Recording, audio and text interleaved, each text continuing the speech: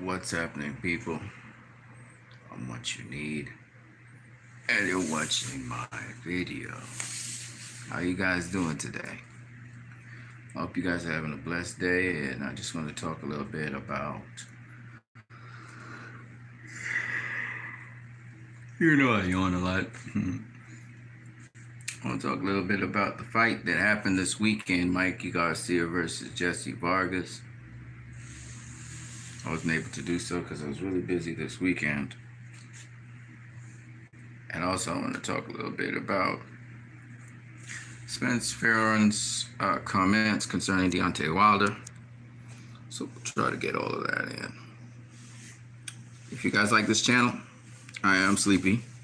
You can leave your comments on it. You can also... I'm so sleepy. You can share this video. You can subscribe.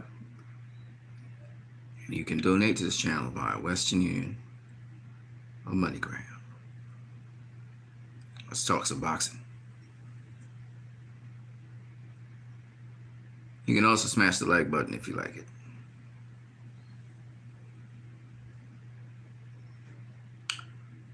First off, Mikey Garcia versus Jessie Vargas.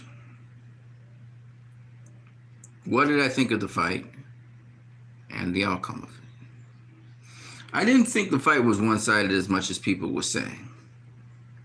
I thought that Jessie Vargas did a very good job in this fight, and the fight was a lot closer than the judges scored it. Now, even though I did listen to the British broadcast of the fight, and the British broadcasters were saying that, this fight was one-sided to Mikey Garcia's, in Mikey Garcia's favor. I didn't really see that. I thought Jessie Vargas landed some really good shots on Mikey Garcia. I still saw a highly inactive Mikey Garcia compared to previous fights, and I also saw he was very defensive as well.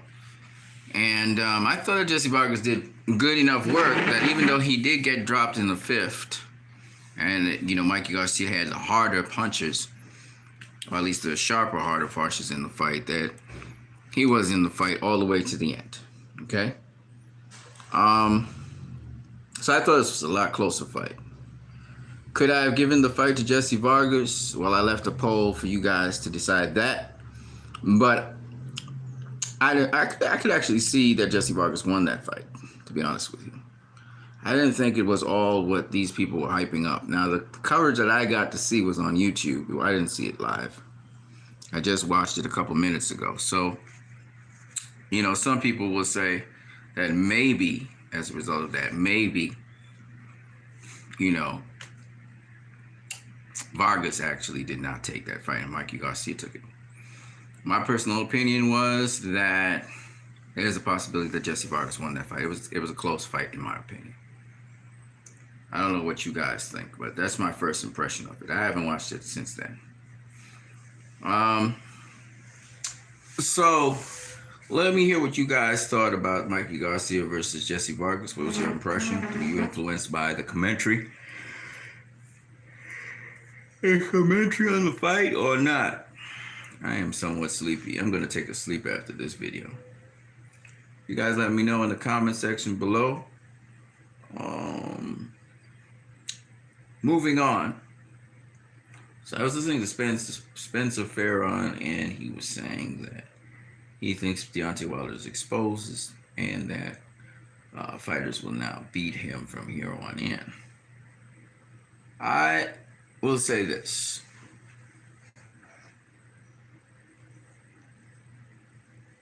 Deontay Wilder has been master boxed out of his wits in both ways. He was outboxed the first fight by Tyson Fury, and outboxed and manhandled and bullied and beaten up in the second fight by Tyson Fury. Did Tyson Fury show the blueprint to beat Deontay Wilder? Probably, in some respects. We're going to see if Wilder can make the necessary adjustments. I listened to Spencer Fearon talk about how Wilder was trying to box the boxer He had no choice but to box the boxer. This is what Spencer Fearon didn't realize, because Tyson Fury's best distance is from a distance. Fighting, that's where he gets most of his torque and power. So he has to extend his punch to actually be effective. So he had no choice but to create distance to really get his leverage on his punch. The other thing is that Deontay Wilder has to, if he wants to try and beat Tyson Fury, a guy who's heavier, bigger, and stronger than him, he's going to have to fight him from the outside mostly, because if he gets on the inside, Tyson Fury will manhandle him on the inside, given that he has heavier weight. And he could put his weight down on Deontay Wilder while wrestling him on the inside and working in fighting him as well. So it really is in Deontay Wilder's interest to fight him from the outside, not the inside. Deontay Wilder had to do some more strength training so that he could fight Tyson Fury on the inside. But Tyson Fury manhandled him on the inside. He was the bigger, stronger guy on the inside. So it's really in Deontay Wilder's interest to box Tyson Fury, outbox that is, fight on the outside, Tyson Fury pivoting on the outside. Mark Breland, a crunk gym fighter as well, was undisputed welterweight champion of the world, went up to super welterweight. I think he became undisputed as well. So he's a highly qualified guy. It's not just the Olympics, it's not just the amateurs. And therefore, Mark Breland's specialty, like Thomas the Hitman Hearns, was to fight from the outside and sharpshoot from the outside. Mark Breland was helped Deontay Wilder refine his skills in fighting on the outside and setting up his KOs. He's a really good KO artist, Deontay Wilder. And he's a very decent boxer, okay? It just happens that Tyson Fury's a master boxer. But even decent boxers can take out master boxers. But in this case, I do think that Deontay Wilder should take the immediate rematch, get it over with. Tyson Fury has bested him. Officially, he's bested him in one of the two fights. All right, they said he got a draw in the first fight. Unofficially, Tyson Fury has bested him in two fights, showing two different styles of beating Deontay Wilder. Now Deontay Wilder knows Tyson Fury can come one of two ways. Whether Wilder will be able to respond to that is another story. Hold on a second, people. But his best bet is to fight Tyson Fury on the outside, keep on pivoting around him, try to turn Tyson Fury as best as he can. That's his best bet to making it out of these fights successfully.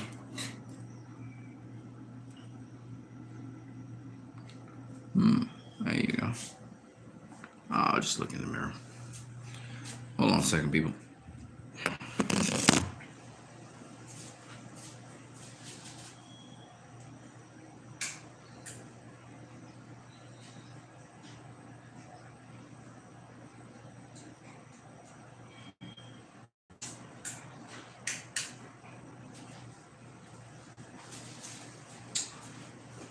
Yeah.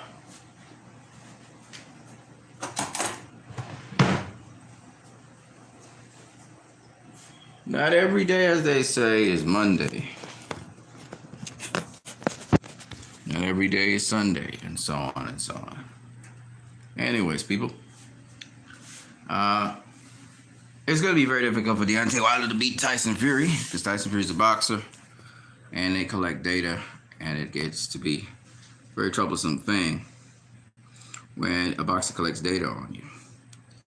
So it's very likely and highly likely Tyson Fury will beat Deontay Wilder yet again, a third time. But Deontay Wilder, however, should never hold his head down. His head should be held high, even after he gets a beating from Tyson Fury, or he loses to Tyson Fury in the third fight. The thing for him is just to improve, because guess what? Anthony Joshua will get beaten by Tyson Fury. All the heavyweights in the heavyweight division right now would be beaten by Tyson Fury. That's why he was the number one heavyweight in the world. And he is yet again. So this is not surprising. Tyson Fury is probably going to go down as one of the most dominant heavyweights in the heavyweight division when all is said and done. People are excited for Tyson Fury versus Anthony Joshua. But he's going to have to face. He's going to have to face Deontay Wilder first. That's just the way that'll go down. And after that fight, we'll see if or when he beats Deontay Wilder. We'll see if he will face Anthony Joshua after beat him, and then probably defend the title once or twice. And then it's up to him if he wants to continue or not.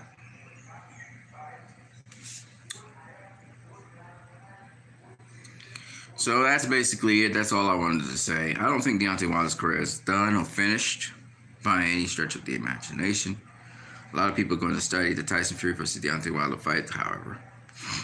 And they'll learn a couple things about how they could beat Deontay Wilder. But other than that, I think that Deontay Wilder's going to be one of the top, still one of the top heavyweights in the division for a good while. He's still working with Mark Breland, so that's a good thing. And he has to figure out a way to beat Tyson Fury. He has to do some changing up. He's very sure about this. He should be very sure about this now because he just got beaten by Tyson Fury, and convincingly. I'll catch you guys later. Intangible Boxer says, what do you think about Roman Gonzalez? I don't really think much about Roman Gonzalez. Didn't even see his fight. So I really can't think much about him. I haven't seen the fight yet. He's now WBA champ. At what weight class? At what weight class? It depends. It depends. I haven't seen his fight. I didn't really watch his fight. The only fight I just watched was Mikey Garcia versus Jessie Vargas. Fought at 115. Okay. Remind me, is 115 super featherweight or is it is not super featherweight? Is 115 super flyweight? Is that super flyweight? Is 115 super flyweight? Is that the same weight class as Juan Francisco Estrada?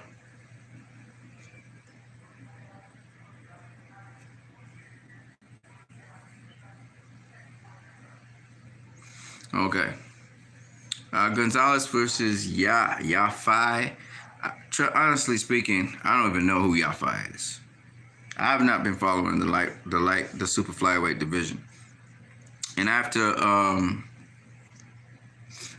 Gonzalez got his ass beat twice by that other kid, which I can't remember his name right now, I really haven't really followed Gonzalez. I knew he had some fights in between, but I really haven't followed him. And I don't know who this Yafai guy is, to be honest with you. So, you know, if you're talking about Gonzalez versus Inouye, but Inouye's at bantamweight now. You say that. I don't know. I have not been following the super flyweight division. I don't think it's the best division at all. Welterweight's the best division. In boxing right now, it's stacked.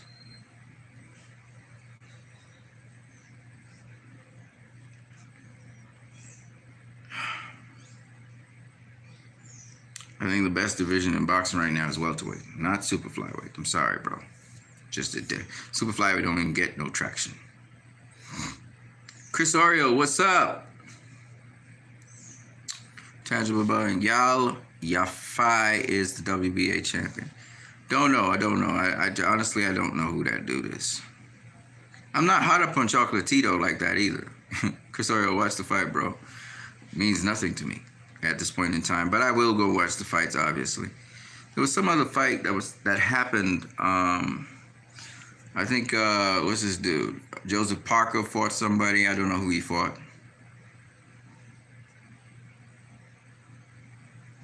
How can I say welterweight is better than super flyweight? It's simple, because everybody knows welterweight.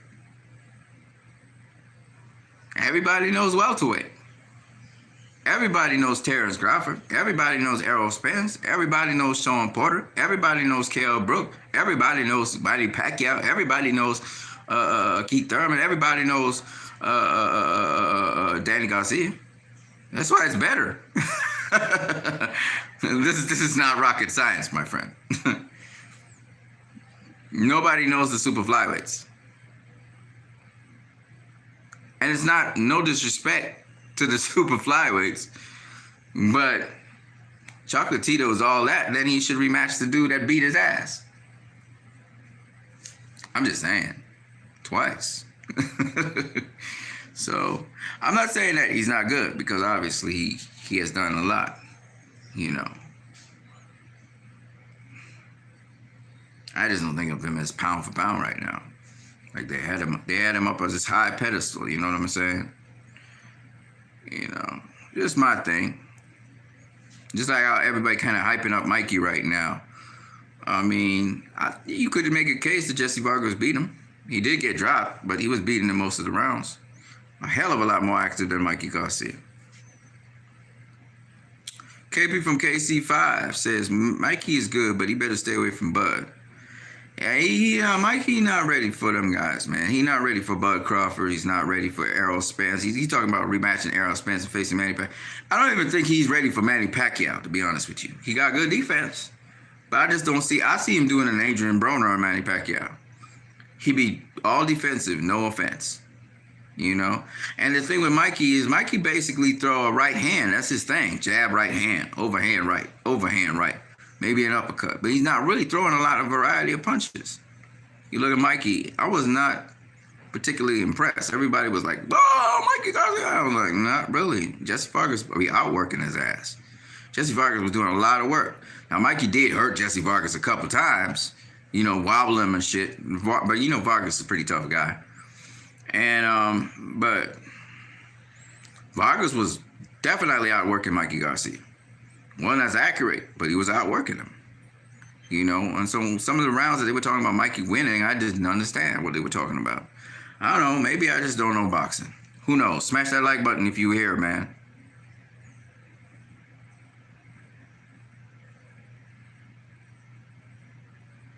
Chris Oriole says, donuts, cookies, fist. You guys are funny. Hey, man, I'll be going to watch the fights. Don't worry. I will go and watch the fights. You can be guaranteed of that. Because I like boxing. So I will go check it out. Don't worry. KB from Casey says, nobody cares about them little dudes. They like cruiserweight. Like the cruiserweight division. But they're more exciting than the cruiserweight division. You know, cruiserweights are more sloppy and shit. Cruiserweights are sloppy. But them little dudes, man, them little dudes let leather fly, man. They're exciting to watch to a certain degree. It's like they're trying to make us care. Hey, man, I'm not saying I don't care. It's just that, you know, some people hot up on Chocolatito. That's what I'm going to say about that. They hot up on Chocolatito. I get it. But I'm not. But I watched the fight. It's just that the major fight of the night, the main card of the night, was Mikey Garcia versus Jessie Vargas. So I was curious as to find out who won. I thought Mikey would win. When I saw the fight, I wasn't too impressed with his win. Maybe it was the feed I saw. I don't know. Tangible Boxing says, Westernized civilization knows 147, but if you go to Japan, why the fuck would I go to Japan, man? Dude, are you in Japan? I mean, come on, man. Oh, man, come on. You got to stop that nonsense. What you should have told me was, man, just go ahead and see the fights. See the fights and see what I'm talking about. That's all you had to say. You ain't got to do all this crazy ass gymnastics. If you sold on it, you sold on it. All right? Help us become believers. You know, KP from KC5 says Mikey can't beat Bud. Man, he's showing on Keith. He not beating Sean Porter. Sean Porter will maul his ass. And Bud, I mean, Bud's much stronger than Jessie Vargas. I'm gonna give you that. And Mikey got to be more active than that, you know. And we saw what Errol did to him, so. Mikey looked average last night. I have him 6-7 rounds. I don't know, man. I don't know if he won all those rounds. I mean, he was dominant when he hit him, you know. Jahon Maz HD says, stop hating on Mikey. I'm not hating on Mikey. I'm just being real. No disrespect, but you know me. I'm not hating on no boxer. Why would I hate on a boxer? The only boxer I hate on is Triple G.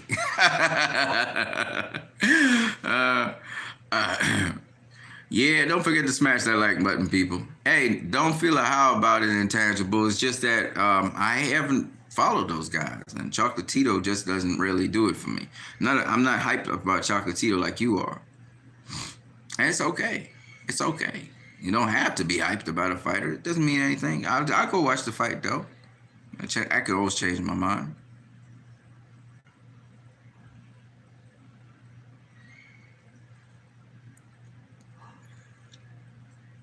Tangible Boxing says Chocolatito has a top 5 resume in boxing. This dude just lost his shit, and now he's going off on the Chocolatito train. Okay.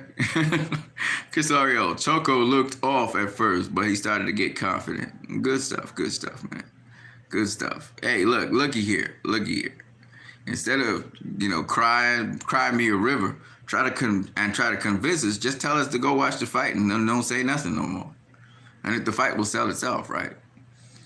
Intangible Boxer says nobody cares about the low weights in Japan. People like Ayoka and Nietes get 10 to 12 million viewers. Yeah, probably in another part of the world. Listen, dude, you need to stop this shit.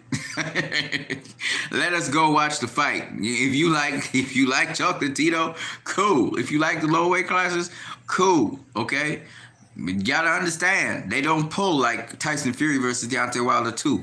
They don't pull like the welterweights in the welterweight division.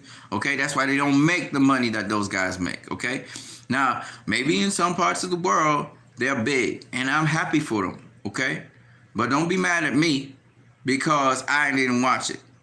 All right, don't be crazy about it, and don't be looking at me and giving me all these stats because I didn't watch it. Okay, it wasn't the priority. When I thought about Saturday night fights, I thought about Mikey Garcia versus Jessie Vargas. Don't be mad at me for that, okay? I'm going to watch all the other fights. I guarantee I'm going to watch them. And if they're good, great. And I'll look at the class of fighter and look at their history and all of that. But I have not been following those guys. In fact, for the last couple of days, I haven't even been looking at boxing. I've been too busy doing other things, okay? So you have to understand that and put that in perspective. Right, and now I knew Mikey Garcia versus Jessie Vargas was coming up. So that's the reason why I looked at that fight first. I didn't watch it live. I didn't have time, okay? So understand that, okay? And it's not a priority for me. Now, you may be hard up on these guys because you've seen them and you like what happened with them and all of that, and I'm glad that he's another champion again. He won another championship. Hooray for Chocolatito. You know what I'm saying? I'm glad. He's showing that he got class. A true champion can take a loss and bounce back. But at the end of the day, them guys in the lower weight classes, they do great. But as they move up in weight to the higher weight classes, they don't do as great. Okay? And I'm gonna give you a couple pointers for you to think about. Because I'm not saying that the guys in the lower weight classes don't hit hard or none of that shit, or they're not dedicated to the craft or none of that shit. But, the guys that they face, all right, whether you're talking technically or otherwise, have deficiencies in their games, the guys who they beat, all right? Now, everybody got deficiencies in their games, but just them guys in the lower weight classes, we got Wayne Yan Austin. He's doing this thing. He's still doing this thing. He's still undefeated, and he's just racking up with victories. But the guys who he's facing, you can't really say that these guys are on the same level of some of the guys in the higher weight classes. All right? Chocolatito's gone through multiple weight classes, okay? He a bad motherfucker. We all know that. But he was beaten by a style that he just could not beat, okay? I'm not saying just because he got beaten, that means he's not a good fighter. I don't do that to fighters. I don't trash fighters because they take a loss. All right? He took 2 losses against the guy. That's just a style he could not beat. And to this day, if that dude go and face him again, he gonna whoop his ass again, okay? It's just what it is. Now, that don't make him not a great fighter. It don't make him not a memorable fighter. But we know his vulnerability. All right? So at the end of the day, all I'm saying is, I wasn't hard up on him like that. Y'all was hard up on him. Some of y'all was hard up on Triple G. To me, he and Triple G have the same style. That's the honest truth. And until he faced Juan Francisco Estrada and give Juan Francisco Estrada that rematch, I don't want to hear nothing. Because Juan Francisco Estrada is a quality act. And I don't know why this dude is in the same division as Juan Francisco Estrada and he won't face Juan Francisco Estrada. You know what I'm saying? That's the dude he need to face. They should have a trilogy, okay? And that will attract attention because I know Juan Francisco Estrada. I know what a quality act he is. Why is it Chocolatito ain't facing him? That's what I want to know. All right? So they should make that happen. That's what I say. They should make Juan Francisco Estrada face Chocolatito. They in the same division. Why the hell they ain't facing each other? Y'all want to really see something happen? Let's see that. I don't give a flying dog's butt about how many punches guys throw and how busy they are. That's not exciting to me. It's the quality of a fight, okay? The quality of the fight and the quality of the opposition that makes me interested in boxing, okay? I didn't come into boxing to just see guys bash their heads in. I came into boxing to watch people fight in clever ways, all right? So some of y'all high up on Chocolatito, and I'm glad. I'm happy for you. That means he has got good fans, all right? There's nothing wrong with that. I'm not high up on him like that. Sorry. But I want to see him face Juan Francisco Estrada. That's a fight I'm watch. I definitely watch that one.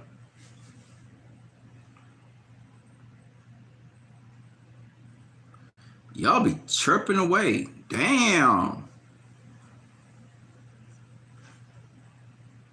Intangible says Chocolatito found out how to counter Yafai's wide hooks. Yafai couldn't properly finish his combination. Well, that was the theme of the night. Same thing with Mikey. Mikey was countering Jessie Vargas' wide left hook as well, if you haven't realized. It's the same thing. Matchmakers set up fights to the strength of a fighter to give them the win.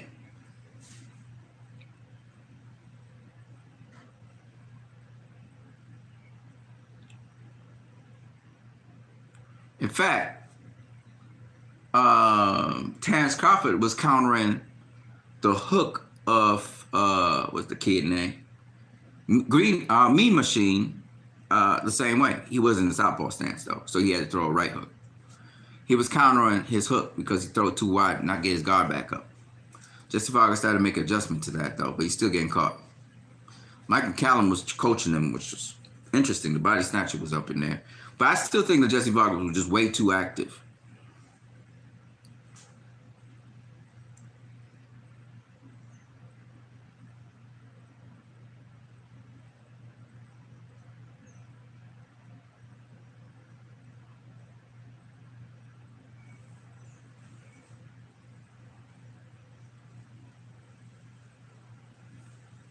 KP from KC5 said top 5 wrestlemen. We don't know any of the dudes he fight. Nah, we know the dudes he fight. Don't get it twisted at all. We know the dudes that some of the dudes at least that Chocolatito fought. Some of them dudes was long range champions. Some of the dudes is really good fighters like Juan Francisco Estrada. Some of the other dudes, you know, Carlos Cuadras, I thought he lost to Carlos Cuadras, to be honest with you. Okay? You know? But once again, I'm not going to say that Chocolatito is trash. I never said that. I'm just saying that they hyped him up too much. Kind of like Triple G. Triple G got hyped up too much. So I don't like Triple G, right? It's not that I don't like him personally. I like him personally, but I just don't like him. He didn't even win his last fight. You know what I'm saying? They gave him that.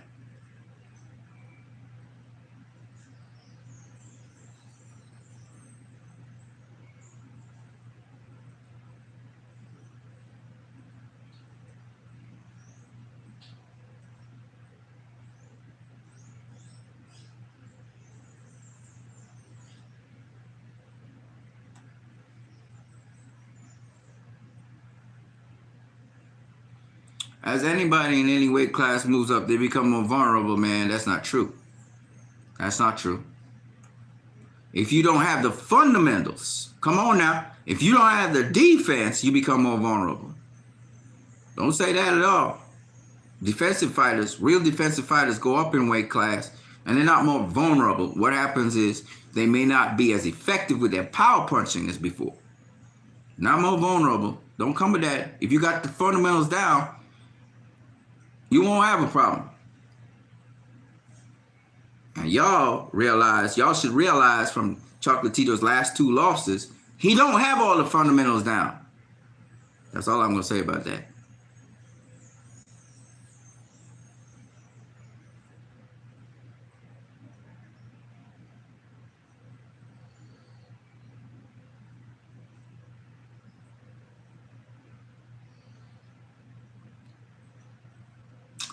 Tangible says, Roman Gauss is looking to fight Juan Francisco Estrada next. You have to favor Estrada at this point, though. I want to see that fight. That's the fight I want to see. Casario says Mikey's not a welterweight. He's a welterweight now. He dropped Jessie Vargas. What do you think? He's a welterweight. I think Bud kills Mikey. Tangible says, I think Gonzalez is a much better version of Triple G. Uses better angles, better feet, every bit as powerful, better defense. He's going to be technically better because he's smaller. So he'll be able to get in position quicker and stuff. I don't think he's better than Triple G per se because he takes a lot of punishment and a lot of punches. But I think that he's I think he fights the same way, to be honest with you. He don't just stand and take punches with his head like Triple G do.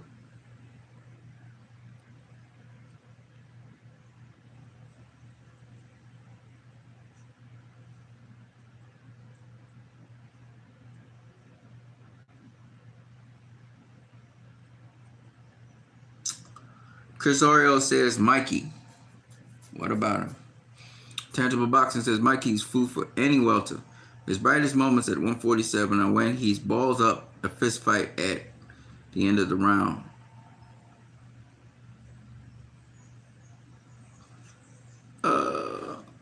He going for the kill against Jessie Vargas, but Vargas is equally skilled, so. Chris Oreo, absolutely intangible. Imagine Triple G with 50 fights. Intangible Boxing says, not making excuses. Gonzalez trainer passed away after the Quadras fight, and yet he still, in my opinion, should have been awarded the first Wrong V-side fight. Oh, hell no. Wrong V-side manhandled him on the inside. Roughed him up, used his weight on Chocolatito. No. Wrong V-side beat his ass and then stopped him the second time to prove that he beat him the first time. Casario, yes, but he struggles with taller guys. Listen, man. Chocolatito can't deal with a guy that's physically bigger than him. Mayweather and Pacquiao, they can handle bigger guys. Chocolatito can't handle them dudes. He just can't. You know? Because his style is one in which he physically imposes himself on his opponent. He uses angles and stuff, but he's still physically imposing. He a Triple G. All right? Now, if you're somebody who can impose your weight on Chocolatito, maul him, rough him up a bit, you're going to take him out. You're going to take him out. It's not just about being physically bigger. It's about using your size against guys. Okay? You got to use your physical size against guys. Jarrett Hurd is similar to who? Casario says, I mean Mikey. What about Mikey? Championship Boxing Channel says, I thought the fight was at least a draw. Yeah. Mikey versus Vargas. I thought, I could see that happening too. I thought it was a closer fight than they had it scored. I don't understand what they were scoring. Cal Yafai was bigger than Gonzalez last night. Gonzalez beat him on the inside. Yeah, but did Cal Yafai rough him up on the inside? Did he put him in the clinch? Did he physically rough him up? Did he turn him? Did he twist him? Did he bump him with the shoulder? You know, did he headbutt him? You know, did he hit him with the elbow? Did he use the forearm? You know, Got to rough up the guy. It's inside fighting. Did he physically rough him up on the inside? If Cali out fight, you see, we got what's called dead meat. A guy could be a punching bag. So he's bigger, but he doesn't know how to use his size. So he becomes a punching bag. All right? If you don't use yourself as a punching bag, then what the fuck it does mean? It don't mean nothing. And you will say yes because you are a chocolatito kisser. But I want you to go back and evaluate the situation carefully. Was Yafai using his physical size to his advantage? If he was, Chocolatito ain't got no damn chance against him. He would tire out. Did Yafai take the lower ground like Just Taylor and bump him with the shoulder? Did he do that? Was he up and under him? Did he have his head in his chest at times? Yafai didn't use his advantage. He gave it up. Thank you very much. Because ain't no way a guy who is physically bigger and using his physical advantages against a smaller fighter loses. He never will do it. Never. Not if you're truly imposing your weight and size on a guy. And that's where Deontay Wilder needed to use his smallness to get low and get under Tyson Fury on the inside. Tyson Fury is the taller fighter. He had to bend his knees. Errol Spence got lower than Mikey Garcia. That's how he got the stronger ground.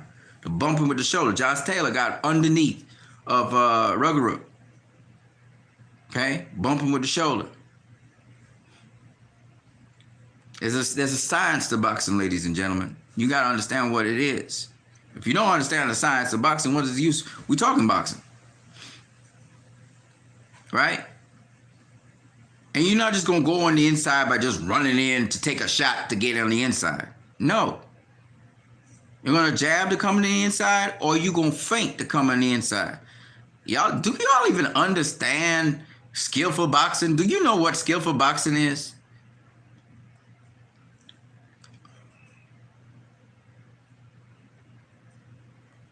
I'm going to watch the fight, and then I'm going to judge it for myself, and I'll be able to find out.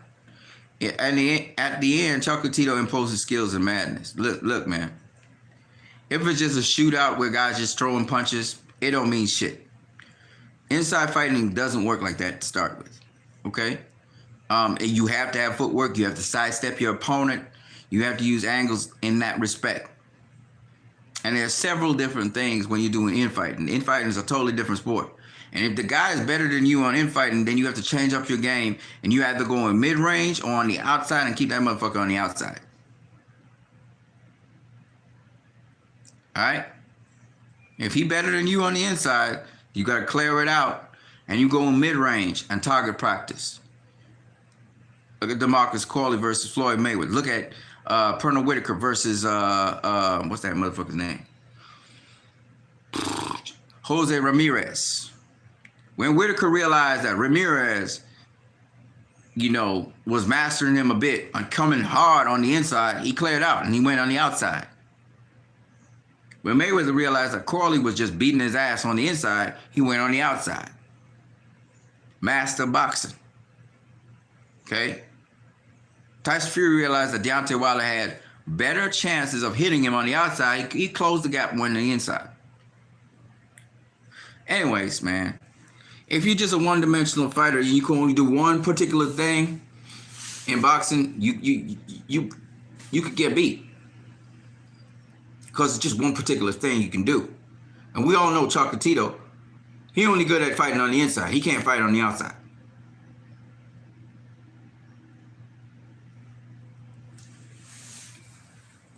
Triple G just a mid-range fighter. He don't fight on the outside. They one-dimensional. He can't even infight.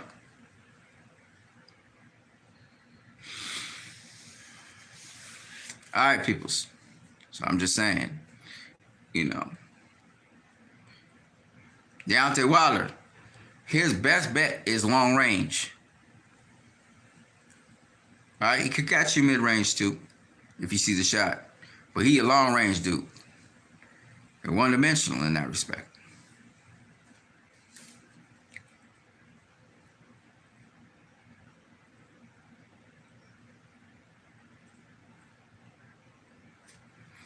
Chocolatito is good for good fighters. That's why they don't even mention Inui with him. Inui and Nonito Donaire would piece his ass up if he ever would have moved up to bantamweight. Them two guys would destroy him. All right. I would love to see him also against, but this guy's much smaller. That other Filipino boxer, I forgot what his name is, but he's a lot smaller. I think he's light flyweight. He might be at flyweight now, but he's significantly smaller. I can't remember his name right now. When it comes to me, I'll remember. Yeah, but them little guys, I don't really follow those little guys like that right now, especially now at this point in my life. You guys getting a nice time to talk with me because I generally don't have time to do these videos. I just had a break today, so I'm taking a break right now, and I'm doing a video with you guys.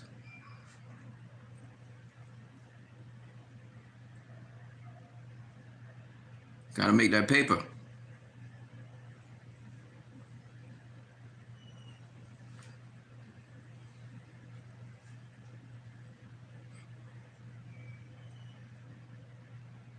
Chocolatito is good for good fighters. That's why they don't even mention Inui with him. Bro, you don't even know all the weight classes. Not trying to be harder than you this time, but I'm just saying. Chris Ariel, skills can mean a lot of things, man. Intangible says, I can actually name every champion besides maybe 4. Intangible says, Inui would knock out Gonzalez. Not gonna lie. Duh. Just knock him the spark out. Donaire too. They'd kill him. He don't have enough defense. Tesorio, I hope Wilder don't take the third fight, man. Fury has his number. Yeah, I hope he does. If Fury knocks him the fuck out, so be it. But I hope he does. Good job, what you need. Make the break. Make the bread. Yeah, we gotta get the money, baby. Mikey versus Manny Pacquiao. I got Manny Pacquiao. I'm just saying. Over that performance, I got Pacquiao. Mikey ain't doing shit to Pacquiao.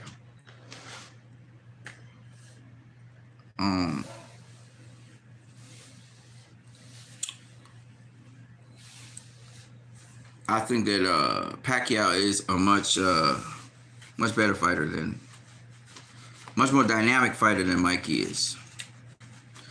Intangible Boxer says Wilder has laughably bad inside.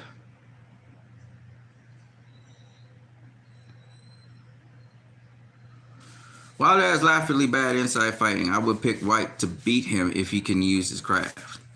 Nah, I disagree with that. Wilder can fight on the inside. I said this a long time ago.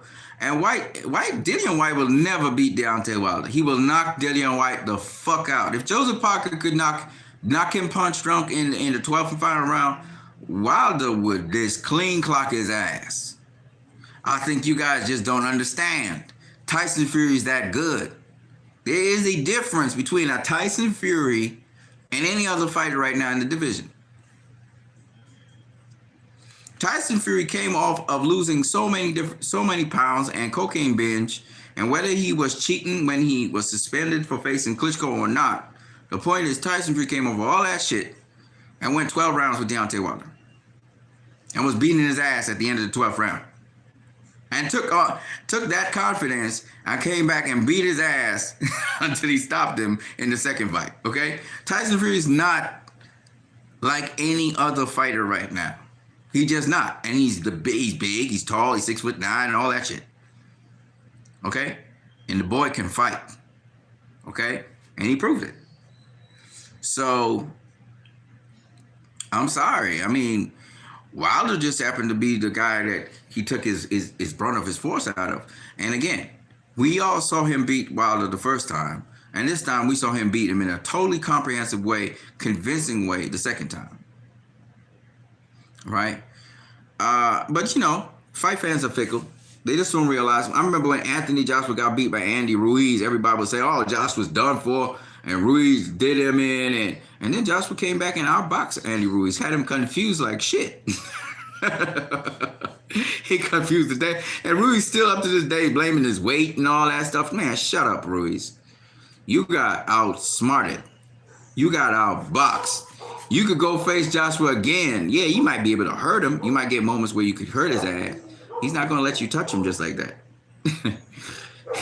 The way how he was fainting and the way how he was coming in and just changing range with Ruiz didn't know what the fuck was going on. He was bedazzled. Joshua confused his ass, okay? And Wilder, and Joshua looks like he still could get knocked out, okay? He looks chinny. But, he didn't allow Ruiz to get his preferred range to do what he wanted to really do. That's really what went down. People, smash that like button. If you like what you're seeing, smash the like button. Don't stand there like a zombie. Ruiz ain't beating Wilder. Wilder will knock his ass out. Like I said to people, all y'all say Wilder can't box. He can box, and he uses the jab quite well. He's a very effective boxer. It's just that Tyson Fury made him look stupid once, and this time he just totally outclassed, outboxed, and outbrawled him. Y'all say Wilder ain't shit. But he faced Tyson Fury.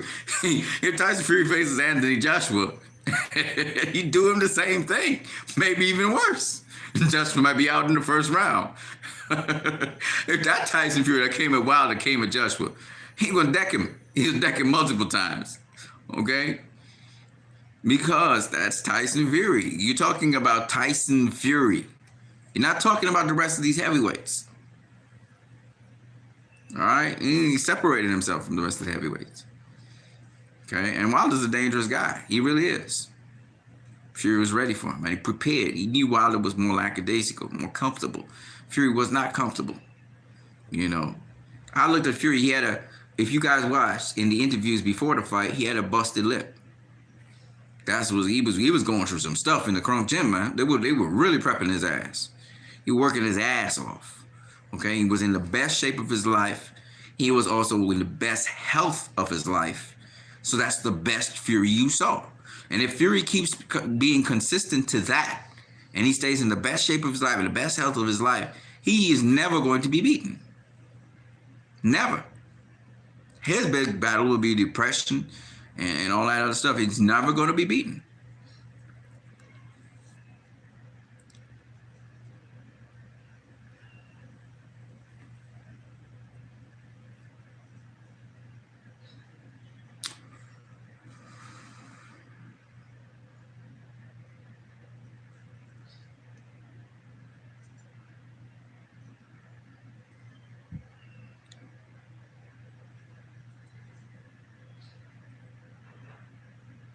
I'd pick Ruiz to beat Wilder, says Intangible Boxing. Nah. Ruiz too slow. He got quick hands, but he don't have quick feet. Intangible Boxing says, I do suspect White was using D-ball because of the significant weight gain, but his struggles last fight were because he came in on a 2 weeks notice. Dillian has no legs. Yeah, he don't really have no legs. Wilder will hit him with 1-2 and put him to sleep. I'd rather see Wilder, and Wilder's very quick. He go pow, and it's all over. I'd rather see Wilder versus AJ than Fury versus AJ. Why? You don't want to see AJ get taken apart and destroyed? Because that's what will happen. Intangible Boxing says, Wack is also one of the best shits in heavyweight boxing. I've never seen a guy so clean take Vlad's right hands. Yeah, Vlad was a clinician with that right hand, boy. Chris Oriole says, Wilder is good, but Fury is just he's just totally another level. That's just what it is. Intangible Boxing says, Wilder is today's Ernie Schaefer's. Okay. Ernie Schaefer's more thudding, though. He had a lot more power, power in terms of thudding power. Wilder's more technique, snapping, quick. When you least expect it, boom! Apollo, I think AJ matches are better for Fury than Wilder. It's pretty easy for Fury to outbox him, but AJ's better than Wilder technically and a lot of power. Yeah, but AJ power nothing like Wilder's power. Just nothing like it. It's just a totally different. AJ's more of a guy to catch you with an uppercut when you don't see it. He sets up uppercuts to catch you and you didn't see it. Wilder, he just so fast that you don't even see the punch coming, and he lulls you to sleep, and then you get it, bam, and then you're stunned, and then after that he just crashes you, right? So that's Wilder's thing. You know, AJ catch you still with a shot like an uppercut or something. You know, that's his favorite shot, uppercut, left hook. He catch you with that, and you didn't expect a uppercut, and you get boom. That's what happened with Klitschko. He just got stunned with that. A lot of AJ's opponents, what people don't realize is knockouts don't come from real sheer force and power. A guy might hit you with something heavier than, but you brace for it. So like Fury was ready for Wilder's power. He braced for the shot. But when Wilder just sped out there in the 12th round of the first fight and hit him, boom, boom. He just hit him with a two-piece, boom, boom. Fury didn't see it coming. And he thought he could get out of the way, and he was too slow. That's what put him down. It's not like, a lot of people think of Wilder as this heavy-handed puncher. He's not really that. He's just so fucking fast that the punch comes and you didn't even see it. Because one, you wasn't expecting it, so you was relaxed. So it gets you full with the full brunt. And the second thing is you didn't even see the punch because it was so fast. So that's what makes Wilder, you know, like people say he's the hardest puncher. I wouldn't say he's the hardest puncher. I would say that he's a KO artist. He's really good at setting up the KO. You know? He catch you when you about to throw something at him. Like with Dominic Brazil. Dominic Brazil's open up to throw something. It'd be so fucking slow. Wilder just skipped in off of the break. I caught him. Boom, boom. And Tyson Fury caught Wilder with the same thing off the break. The referee just broke him. And Tyson Fury caught Wilder with the overhand right that put Wilder down. I mean, he just slapped his ass down. Wilder was slammed down. It kind of reminds Terrence Crawford versus Yorkis Gamboa. You know, it was really cool to see, really, to be honest with you. And so for me, you know, when you talk about Deontay Wilder and what he did against, you know, all of his opponents, you know, people said his opponents were bums. Some of the guys was okay, but like Triple G level opponents. You know what I'm saying? His best opponent was Luis Ortiz that he beat. He had some good opponents. There's some good guys in there doing some good things still in boxing.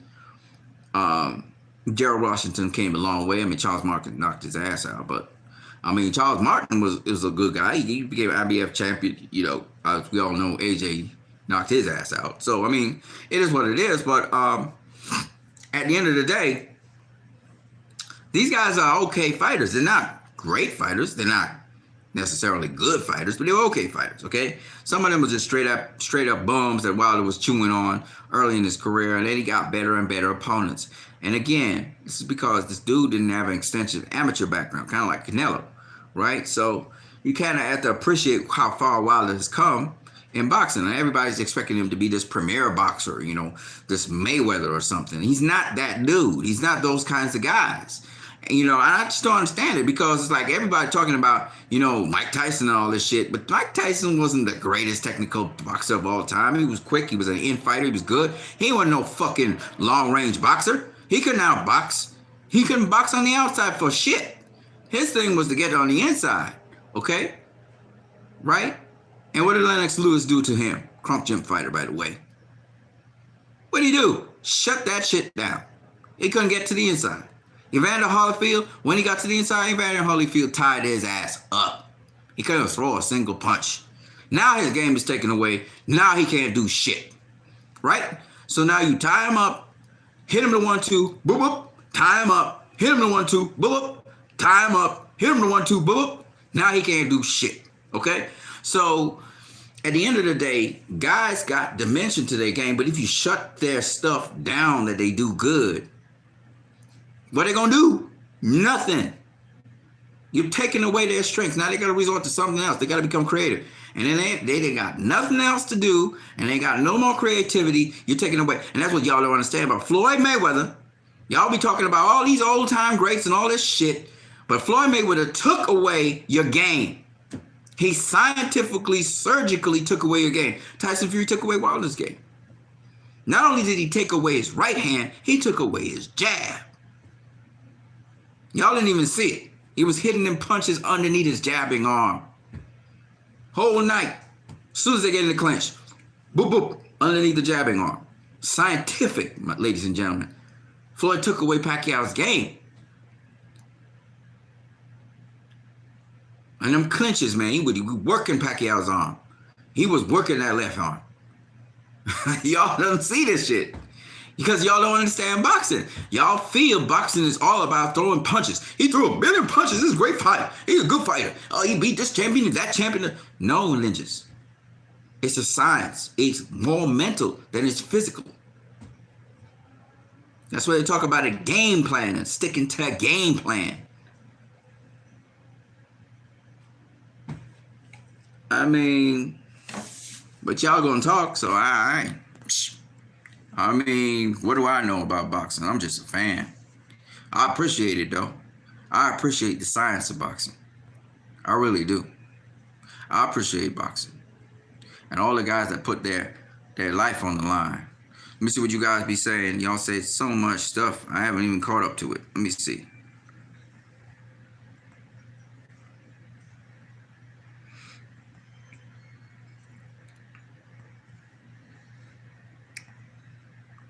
Y'all talking about AJ still? Okay, we'll talk about AJ. Let's see what you say. Apollo, yeah, because I know AJ versus Fury is inevitable. That Fury would win. So I'd rather see Wilder KO AJ first. Let me say this, though. Let me say this. We don't know if Fury would definitely beat AJ because by boxing, anything's possible. And we've seen AJ beat Andy Ruiz. They found the game plan to beat Andy Ruiz. So I'm just saying, I'm putting it out there. AJ actually somewhat understands how to infight, unlike Wilder. He KO'd White on the inside. It was an uppercut. He hit him with an uppercut and a left hook. All right, and he doesn't really infight. He fights mid-range, really. AJ fights on the mid-range. He don't really infight. Infighting is when you lock up with a guy and you're wrestling on the inside.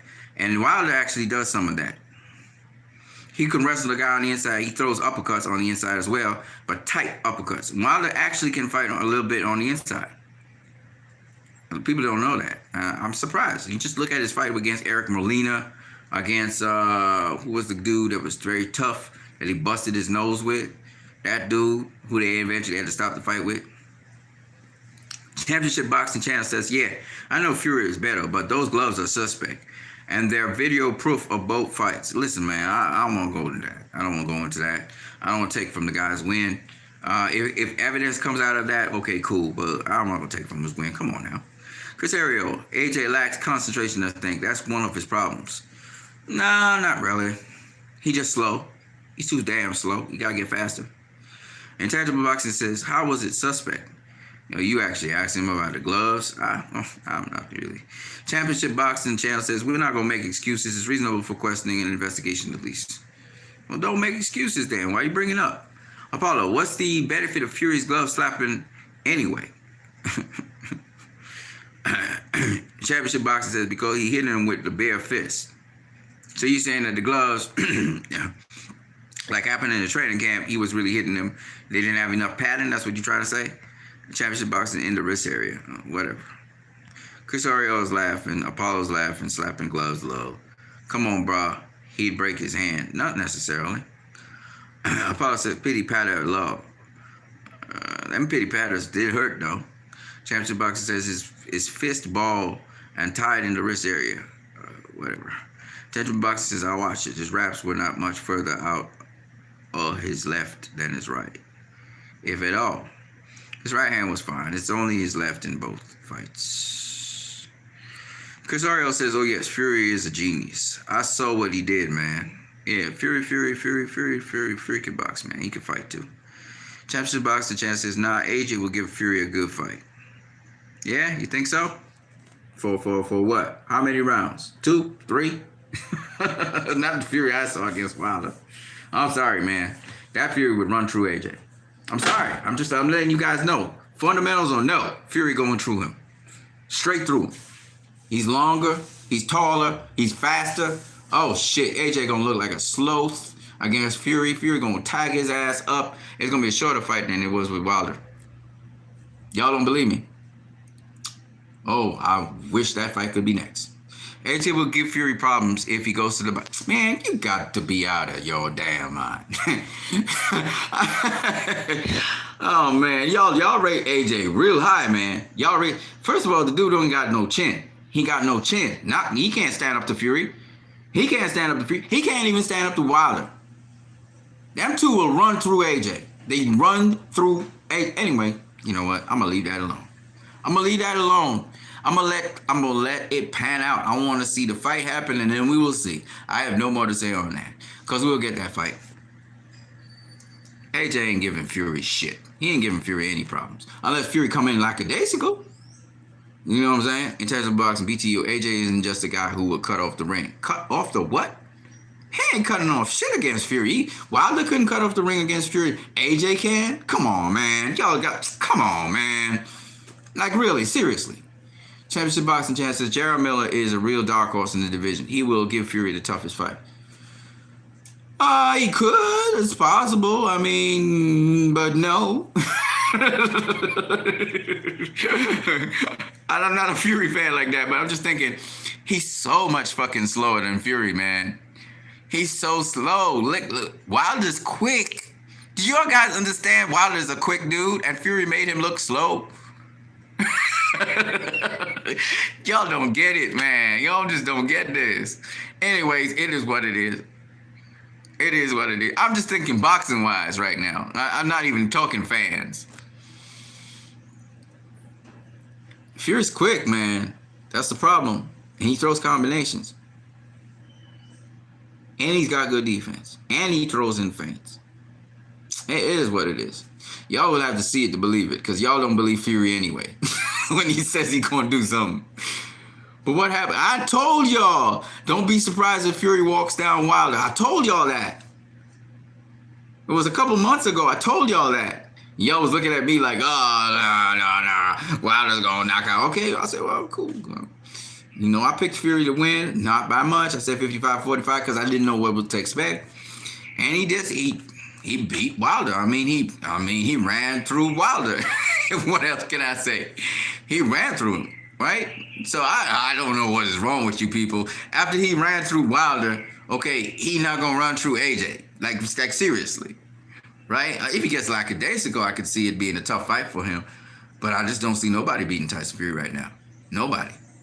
If I'm being honest, you know. But hey, if you guys think that, you know, because AJ, you know, Wilder was saying he was a pillar puncher. You know, I didn't see that in the 12th round, but hey, whatever, right? So that pillar puncher knocked you the hell out. That's what happened, and you don't want to accept that. Your pride got broken. Well, I'm down with that. I hear it. Well, go for the third fight then. Do the immediate rematch. Show us something. Show us you learned something from that fight then. You know? That's all I'm saying. But AJ fight? Y'all serious? That's all I'm gonna say about that. Y'all really believe in AJ. I'm gonna give y'all that, but that ain't that. Fury is not Andy Ruiz. He's not Andy Ruiz. Y'all not serious, man. Y'all know what would happen. Y'all know what would happen. All of y'all know what would happen, but we need to see it. So let's see it then. Nah, man, you guys not serious, man. You serious? You serious? Did you see what Fury did to Wilder? All right, this is a guy that supposedly doesn't punch, doesn't hurt people, right? Did you see what he did to Wilder? He busted his ear, not his eardrum, but he busted his ear, and he busted his mouth. And the way how he knocked him down in the third round was epic, okay? Wilder was throwing a jab, and he just countered the shit off of that jab. He knocked him flat off his feet. Y'all forget, your memory's kind of, okay. And Wilder can throw a decent, fast jab. What's Anthony Joshua going to do when he throws his jab? I'm just saying. I'm just making you guys think about what really is at stake here. You know, Joshua obviously will have to train specific to Tyson Fury, but how is that possible? I don't know, because it's hard to train for Fury. Okay, he's long, he's rangy, he's quick, He's got faster feet than Anthony Joshua. He's got faster hands. He knows how to use his hands and his feet. He knows how to box. He's been boxing since he was a child, and he knows how to brawl. He knows how to fight. You're telling me that Anthony Joshua will be done? It's possible. Anything's possible. It's just an uphill battle. You know, it's possible Wilder could knock out Tyson Fury. It's possible. Anything's possible in this life. Okay? But it's an uphill battle, man. That's all I'm saying. It's very difficult to beat that dude. That dude got to beat his own self. Okay? The thing that could beat him is depression. That's what I'm worried about. That he take his own life or some shit like that. But other than that, I don't really see him. I don't see Tyson Fury in any way, shape, or form. I mean, he deserves to be where he's at. To be honest with you. And I'm not doing this because I'm against my black people and all of that. Like some people want to say, why don't you support your own, whatever. Man, this is boxing, bro. This is boxing. And you just have to see the skill, the abilities of the fighters. And this is just what it is. I mean, you guys may be AJ fans, but you got to acknowledge, you know, you can be a fan of a boxer, but, you know, you just know, okay, that boxer is just better than this boxer. It's just what it is. You can be a fan of somebody and know that the other guy's better.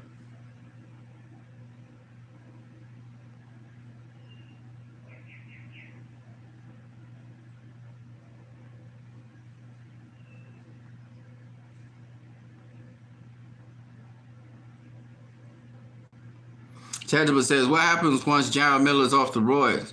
Same old program. Miller. Miller does his thing.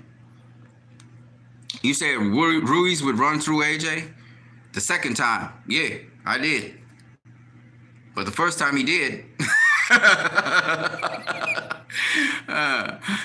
Oh, you don't know gypsy people. Love. Wilder, who aside from Chiafon Munsri, also known as Wenyan Menyasin, is the worst long-reigning champ ever, is not the right gauge for how AJ would do versus Fury. Okay. Chris Oriol is like laughing at that. Listen, man. Listen, I am tired talking, so I'm going to leave that alone, let it play out, and when Fury faces AJ, y'all going to see I'm correct. I'm always correct about certain things. You know, y'all going to see I was correct. You know, you're not tired of being wrong. You was the one that said that Fury was going to get knocked out by AJ. But anyway, it's what it is. Who has better inside work than Big Baby Miller in the division? His cardio is elite. His cardio is elite, but he don't got the best inside work. He throws a lot of punches for heavyweight, and he's limber just like Fury. He's slow as fuck, though. I said it before. Fury did a Floyd-like performance. The first time, for sure. Sloppy Floyd, but yeah, a Floyd-like performance. Correct.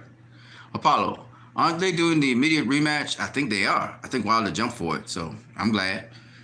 That's a back of the head punch. Stop it. Illegal punch. Y'all are funny. But like I was saying, how will Big Baby do when he's off that stuff? Well, we'll see. I hope not, Apollo. I'll pick Fury to beat AJ at this point. Duh.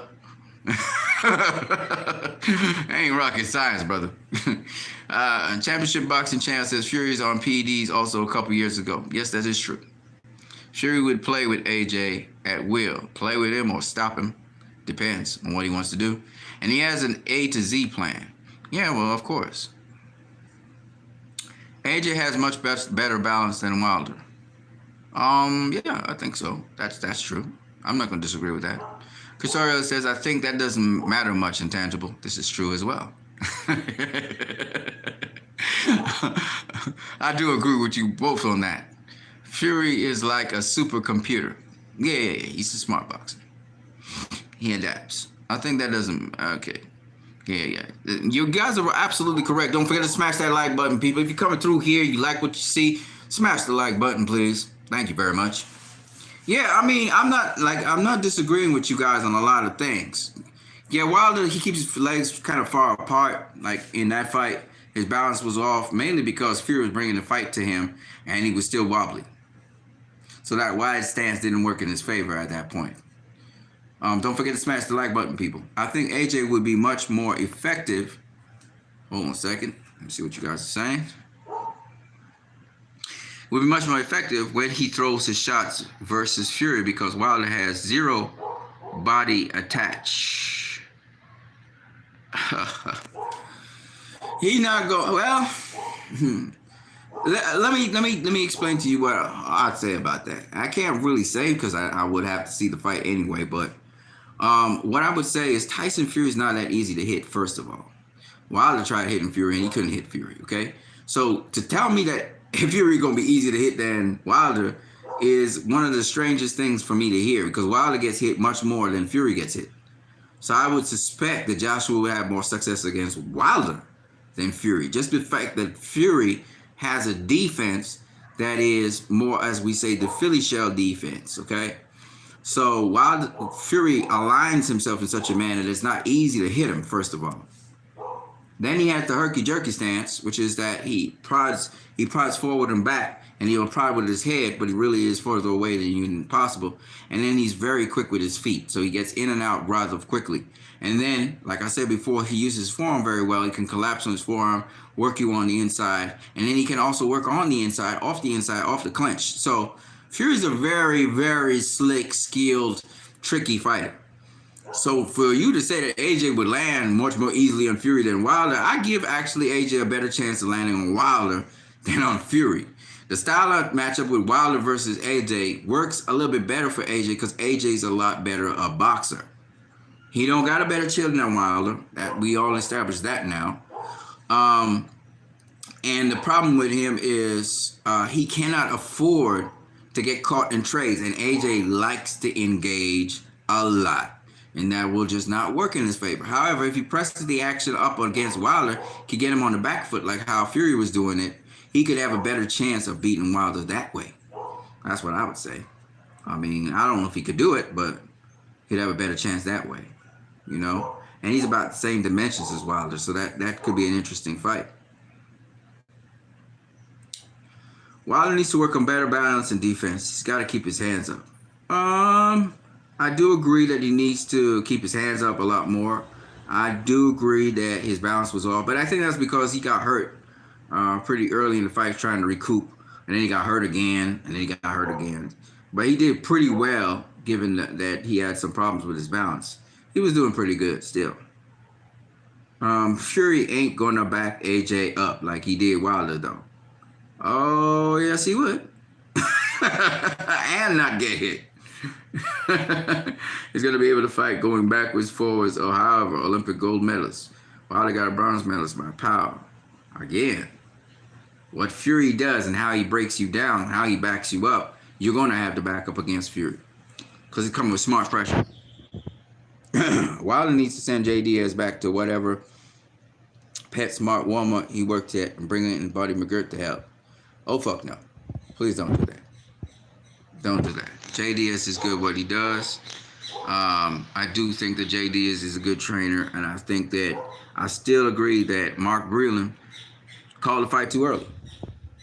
I'm not gonna change my tune. I stay consistent to that.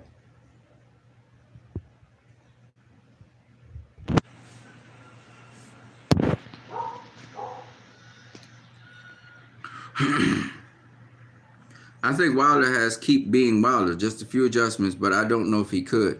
Even if he makes those adjustments, I just don't think that he's going to beat Tyson Fury, to be honest. He'll do better. He might stay on his feet longer or even stay for the whole entire fight. But at the end of the day, I just don't think he has what it takes to beat a Tyson Fury. I don't think any heavyweight right now has what it takes to beat Tyson Fury. Unless Tyson Fury doesn't come in with the intensity he's supposed to come in with. And then I can see them beating him. But I don't really see anybody beating Tyson Fury right now, to be honest with you. Tommy Temper says, yes, answer. AJ is very dangerous mid-range. Yep. He's dangerous mid-range. Not on the inside, not on the outside. J. Diaz was a Taibo instructor before he met Wilder, which means what? I'm nothing, and I'll talk about fights. Mr. Bleach says, few adjustments for Wilder. In my opinion, the bum has no fundamentals. He has a lot of adjustments to work on. Okay, that's your opinion. You're entitled to it. Intangible Boxing says, J. Diaz is a horrible trainer. I'd be better working for the corner than Diaz. Dude, don't say that. you'd have accomplished nothing.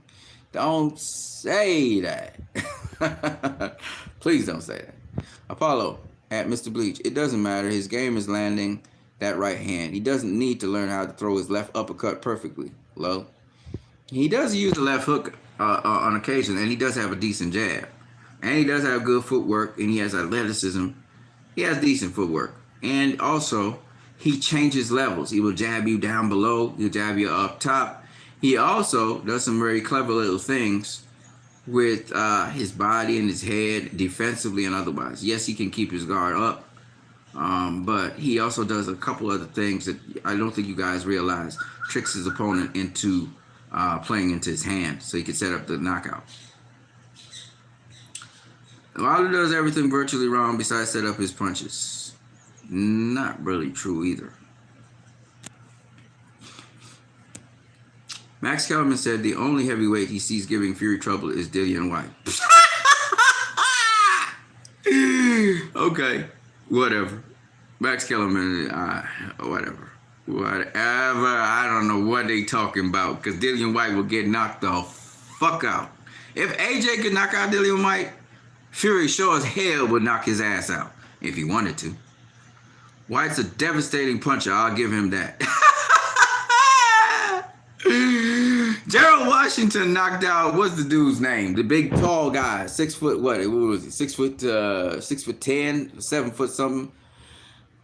Dillian White was throwing all kinds of body punches. He couldn't knock that dude out. I forgot what the guy's name was. Wilder is terrified of White. Oh my God. Oh man, you got to be kidding me. 42 wins with 41 KOs, but no fundamentals? Exactly. Thank you. These fans say some really dumb shit, man. Smash that like button if you're coming through here, okay? 12 viewers. I don't know what on earth these people be talking, man. They just talk. They just open their mouth and just talk. Blah, blah, blah, blah, blah, blah, blah. I'm like, what? They're free to do it, though. Freedom of speech and all, but come on, man. Like, really? Yeah, Robert Helenius, that's the dude. He couldn't stop him. He couldn't even drop him. Gerald Washington knocked his ass out cold, right? Cold. Gerald Washington, Deontay Wilder stopped. Who was outboxing him, by the way. But all of a sudden, Dillian White's this dangerous guy? Come on, man. Dillian White won't do shit to Wilder. He won't do shit to him. This is the dude that almost got knocked out by Joseph Parker, man. Come on. I gotta go watch that Joseph Parker fight, by the way. Y'all tripping, man. Y'all tripping.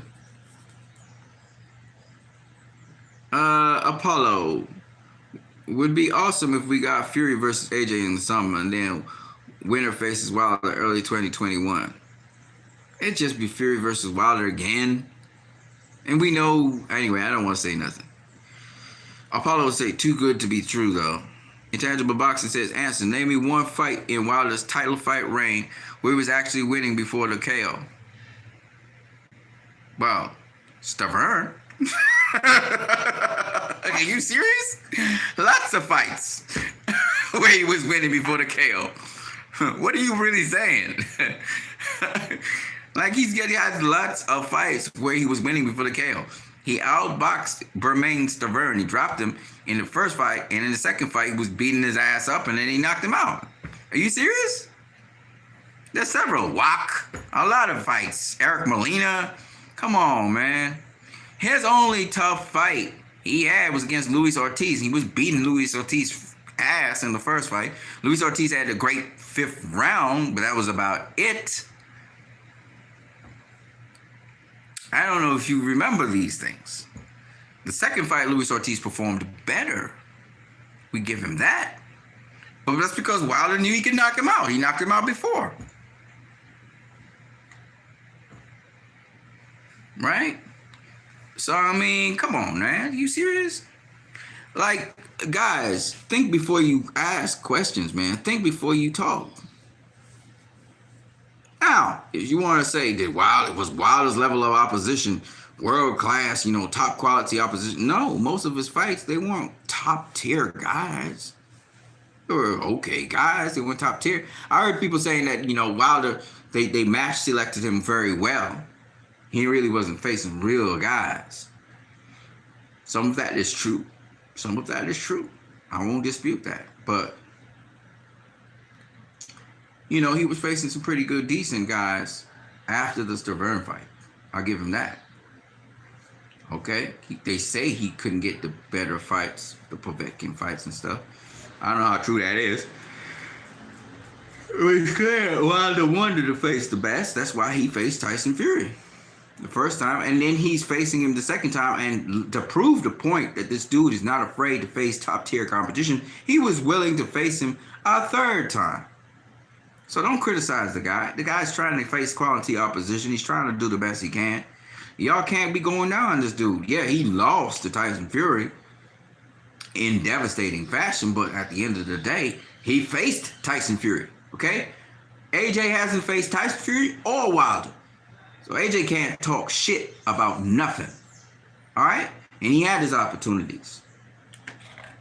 Now he's hungry to face Tyson Fury. Now he's hungry to face Wilder because he knows the payday there, right?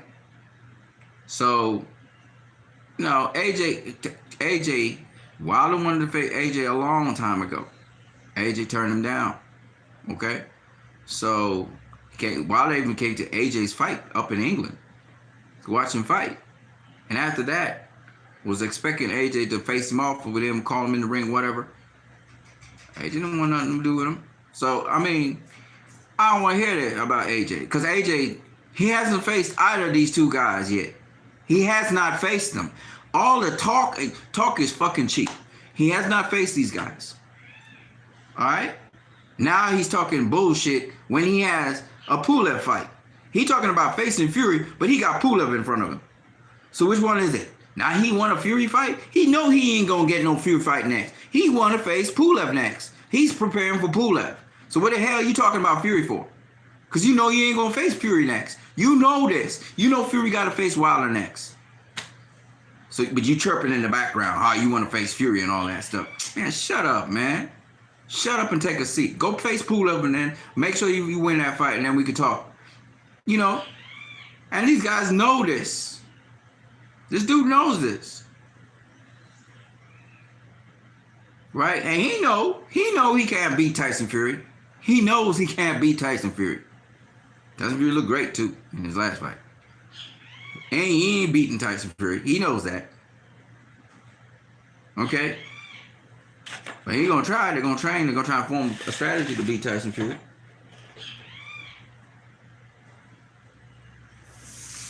All that trash talk some of them guys like Spence Fearon saying about Wilder. I'm listening.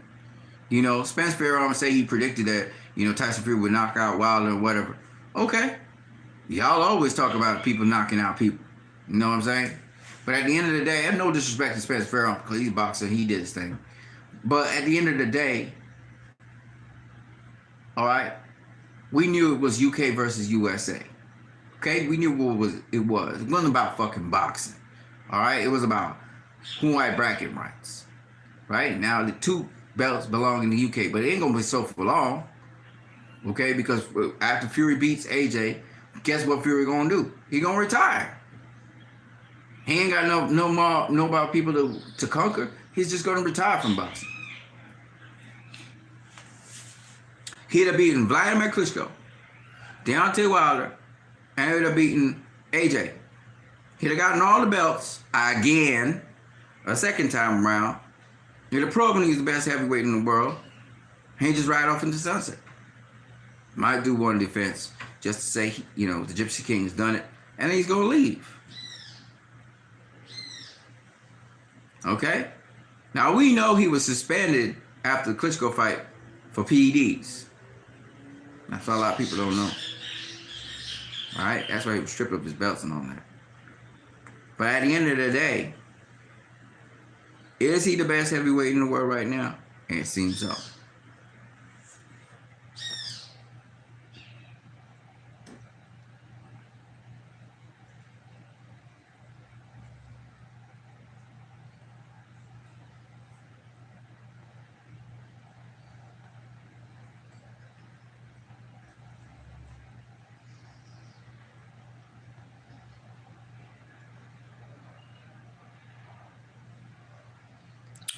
Tommy Tepper says, Vitali's and Deontay's records are very similar. Let's not forget. Yeah, Vitaly Klitschko is a bad motherfucker, man. He badder than Vladimir. But he was a bad motherfucker. He was the real deal. I don't think Vitaly is a Hall of Famer, though. What? Intangible. Come on. Come on, bro. Man. Fearon Wilder was losing to Spilka. I don't know. I can't remember. I don't think he was losing to Spilka. Doesn't matter anyway. They got KO, so who cares? Like, he's trying to make a point of some kind. I don't know what it is. Vitaly's a Hall of Famer. Yes! Duh! I don't know what's wrong with intangible there. Vitaly only had one more defense, 11. I disagree. I don't think Sam Peter, Chris Arreola, and Juan Carlos Gomez is enough to get into the Hall of Fame. What is he talking about? What is... Intangible... I didn't induct Vitaly. He's in the Boxing Hall of Fame. Tangible Boxing says, but Wilder also had his chances to face AJ. He turned down $120 million, which means what? This is way after AJ turned him down twice? Come on, man. Like, we get for real. And AJ fucked it up by getting beaten by Ruiz. He still hasn't won anything in America. Intangible Boxing says, I know I was just stating my opinion. Okay. Tommy Tepper is the price of loyalty. Intangible, I got you. Tommy Tepper. Tommy Tepper says, I want whoever becomes undisputed defended, as Lewis never defended undisputed. Okay, cool. What's Vitaly's best win? I don't know. Sam Peter is what Intangible says. I mean, I don't know. Like, I'm not going to go so deep into it right now about Vitaly Klitschko. You guys can argue that out and hash that out. I just know Vitaly Klitschko was a bad motherfucker. Period. He got beat by the kid from Flint, Michigan, Grand Rapids, Michigan, Chris. You guys know what I'm talking about, right? It's because he hurt his hand, right? I think he was dominating his ass until he hurt his hand and had to retire. Yeah, he beat Shannon Briggs' ass. That's right. Vitaly Klitschko beat Shannon. Come on. What the hell is going on? Chris Bird, that's the name I'm looking at. Chris Bird. Come on, motherfucker.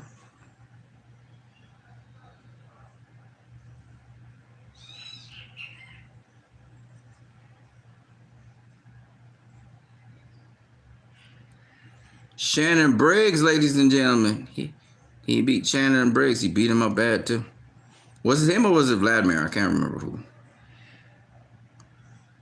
Guys, you're all forgetting Briggs versus Vlad. Let's go, champ. Yes, sir. Yes, sir. Yes, sir. Yes, sir. That's a big name. Yeah, peoples. Smash that like button if you like what you're seeing. I see people coming through. Lots of people coming through, but they're not smashing that like button. You need to smash the like button, man.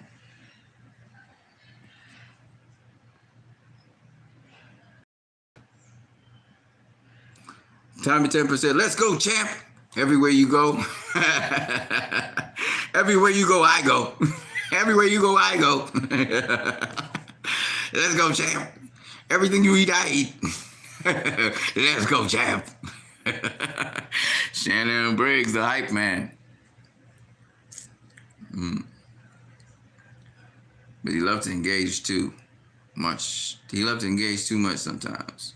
Well, all I know is I love Vitaly, but his resume is poor. I don't know about that. I just haven't looked at his resume. I have to look at his resume, and I'll tell you guys what I think. Shannon Briggs is good, though. Shannon the Cannon, baby. Shannon the Cannon. Yeah, he may have a massive KO record, but against who? You know what I'm saying?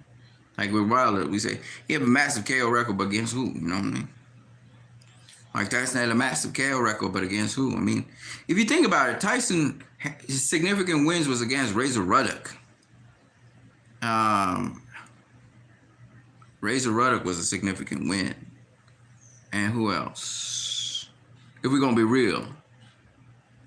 Razor Ruddock and Bone Crusher Smith. Those were his two significant wins. If we're really going to be real, I know we got Tyrell Biggs and all them other guys, but I mean, them guys was afraid of him to start with, so it wasn't really a real fight, you know what I mean? And them guys really never was champion for very long. It was like champion for a moment anyway. With or without Mike Tyson, the turnover was really rapid. They weren't strong champions, they were weak champions, you know what I mean? Razor Ruddock was a real fight. Razor Ruddock was a real dude.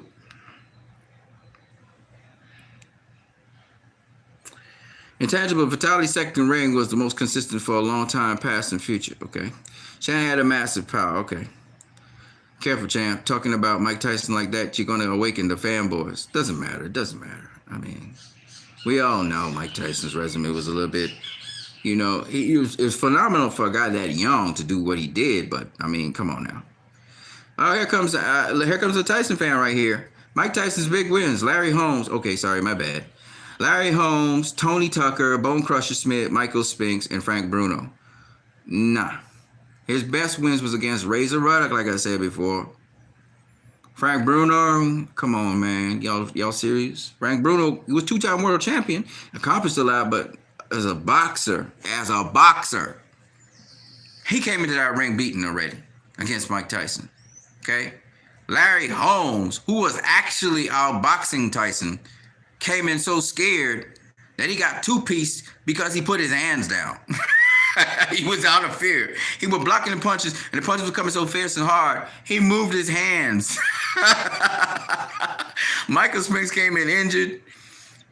He had a leg injury, and he was fighting scared. I mean, come on, man. Tyson scared people before they came in the ring. The guys who were not afraid of him beat his ass. Buster Douglas, Evander Holyfield. Razor Ruddock wasn't afraid of him, okay? Bone Crusher Smith wasn't afraid of him. That's why they stayed on their feet, okay? It's only the second fight I think he knocked out Razor Ruddock. It was a hell of a fight, the first fight. And the whole point behind why that happened was because them guys wasn't afraid of him, right? You know, he done already beat them guys, Tyrell Biggs and all these dudes. And then again, Tyrell Biggs just became champion. All of these other guys we talk about, that y'all talking about, Tyrell Biggs and all these dudes, they just became champions. And they beat guys who just became champions too. They didn't even hold on to their belt. They didn't even defend their belt. So that's why they say they call them weak champions. But it was, I mean, they were champions. I mean, that was cool. But I mean, it's like what, you know? Yes, we know Frank Bruno won the WBC belt twice. He became champion twice. But again, Bruno went in the ring and was running around the ring scared of Mike Tyson. Like, this motherfucker was not coming in there to fight. He was coming in there to survive, right? He did not have the right attitude. You know, everybody talks about the disappointment of Frank Bruno being an Olympian and all of that. But listen, man, truth be told, Frank Bruno didn't come in there to fight. He wasn't coming in there to fight, right? Tyson just touched him and he fell down. He touched him and he fell down. Come on, man. You didn't come in there to fight. You know what I mean? I mean, you guys understand what I'm saying. You guys understand. In boxing, all right? You know? So Mike Tyson never had a guy who was making him fight until Buster Douglas did it. No, actually, Bone Crusher Smith was another guy that gave him some. All right? He couldn't stop Bone Crusher Smith either. Right? That was in the age of the terrible Mike Tyson, old-ass Bone Crusher Smith. Bone Crusher Smith was old as fuck. And he was giving Tyson all the problems in the world, even though Bone Crusher Smith, you know, Tyson was hitting him with some good shots too, but it was a to and fro. He couldn't get Bone Crusher Smith out of there. He took his title, but he couldn't get him out of there. That should tell you everything you need to know. Okay? The Razor Ruddock fights, Razor Ruddock gave him as good as he was getting. As good as he was getting. You know what I'm saying? So, I'm going to disrespect Frank Bruno, two-time world champion, did what he did, accomplished what he accomplished, beat some good people too. I'm just saying, Bruno didn't come into that fight to fight. He didn't come. He come in to get like a paycheck and leave. Okay, he was trying to get out of that ring as soon as possible. Okay, Tyson intimidated him. All right, Tyler Biggs was running all around the wing. You know, what's this kid name that beat Muhammad Ali? The guy that beat Muhammad Ali, the Jamaican dude. That was, I think, Ali's last fight, right? Him. All right, he was stunned. He tried to fight toe to toe, and then he got stunned by Mike Tyson. And next thing you know, he was running from him, right? Big, strong, hulking dude. I looked at that and I was saying to myself, what's up with you guys? But Tyson intimidated him. He intimidated him, and that was that. But guys who were not intimidated by Evander Holy was smaller than them dudes. Frank Bruno was like a hulking guy compared to Evander Holyfield. But Holyfield, to handle Tyson, he handled him handily twice. Okay? Razor Ruddock, he not no big, tall dude. Went toe-to-toe with Mike Tyson for 2 fights. Got stopped in the 8th round. Still was on his feet. Okay?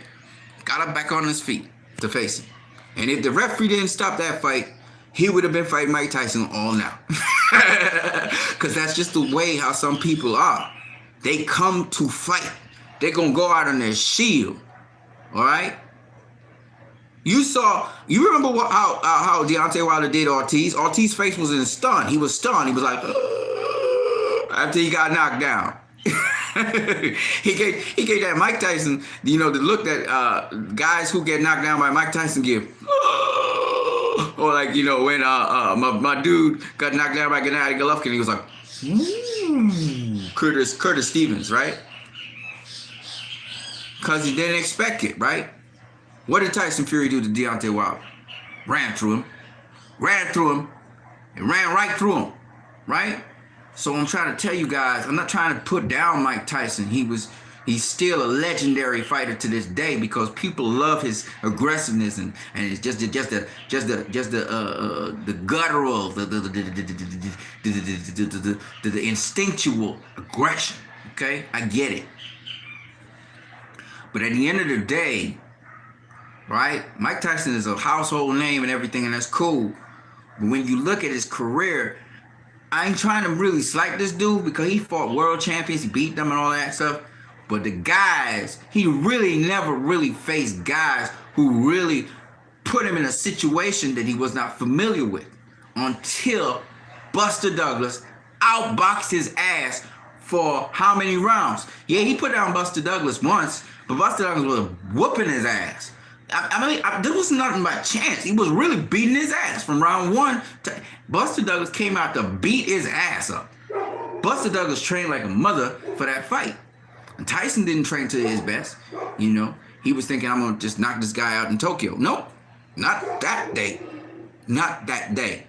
Stood up to him and was not afraid of him, was not intimidated, and manhandled him. Okay? Now, it was the first time people see Mike Tyson get really beat up. Okay? I mean, he put him down. He couldn't get back up. He was like rolling on the ground trying to find his mouthpiece and shit. He put him down. Okay? And stood up to him. That's all that happened. He stood up to him. Okay? Razor Ruddock stood up to him. Evander Holyfield stood up to him. Well, Lennox Lewis was just so much bigger than him and knew how to use his size, his agility, his reflexes, and everything against him. That I said before, Tyson could have faced Holyfield and Lennox Lewis in the 80s. It didn't matter when he faced them dudes would have whooped his ass. Period. Okay? Because the bully, he's a bully only until he's bullied. We saw that with Deontay Wilder. We saw that with Mike Tyson. We saw that with Jack Dempsey. I could go through history with it.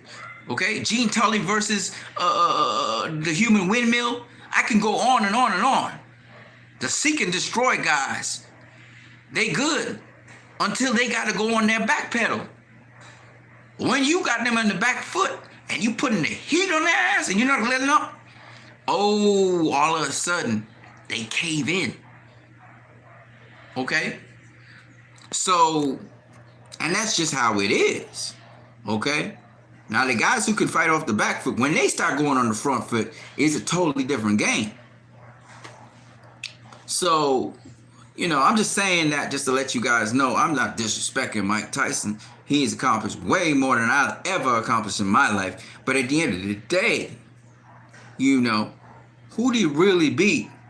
Who do you really beat? And the only guys I can think of who actually performed to their potential against him and showed that they was fighting him was Razor Ruddock, Evander Holyfield, Lennox Lewis, and Bone Crusher Smith. He beat Bone Crusher Smith and he beat Razor Ruddock. Those were two great wins. Them other guys, they came to lay down. They never was in the fight. There was never a fight. You know what I'm saying? They didn't come to win. They came to survive. Okay? Let's be real. So, I mean, you can mention their names how much you want. And if you look, very few of them are legendary. The only guy that really achieved a whole lot, the guys who achieved was Michael Spinks and Larry Holmes, and that's because they were legends. But again, Larry Holmes went on to fight other fights. He never became world champion after that. But the point is, and Michael Spinks, he pretty much retired from boxing after that. But the point is, yeah, they were legends, but they wasn't at their best. We all know this, right? And they obviously wasn't mentally there, okay? I'm just being real, So, I mean, it's cool and everything, but I'm just saying, they wasn't at the top of their game or none of that stuff. Larry Holmes wasn't world champion. Michael Spinks, I don't think Michael Spinks was world champion. I'm going to come revise that and check it out because he didn't lose a fight.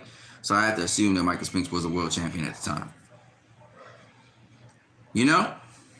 I'm just saying. But I love Mike Tyson's a great guy, great fighter, legendary career, Hall of Fame, all that. Because of the accumulation of work he did, the kind of accomplishments he attained at such a young age, you have to give him his props. But come on now, people. Let's be real now. I hear people talking about Mike Tyson would beat, Floyd Mayweather if they were in the same weight class. I hear that from Showbiz the Adult. I'm just chuckling away because Mike Tyson couldn't fight going backwards. He just couldn't. And let's make it abundantly clear. Buster Douglas was not known as a KO artist. You don't have to be a KO artist to whoop a guy's ass. Tyson Fury's not known as a KO artist. Whooped Deontay Wilder's ass, stopped him. Right? And Deontay Wilder said he had pillows for hands. So if you guys don't understand boxing, how the hell you gonna understand what I'm saying? You gotta understand the sport. Otherwise, what's the use talking this to you? It's like it goes through one ear and the other. Y'all always talk about power. Y'all always talk about, how dominant this guy is. He's stopping this guy. Well, Deontay Wilder got the power. He got the power. He got stopped. Because real boxing came to the table. What happens when your greatest asset fails you? What are you going to do? Mayweather, and that's what separates him from all eras, said that I have the ability to adapt to the fighter that I face. Y'all gonna have respect for Mayweather in time.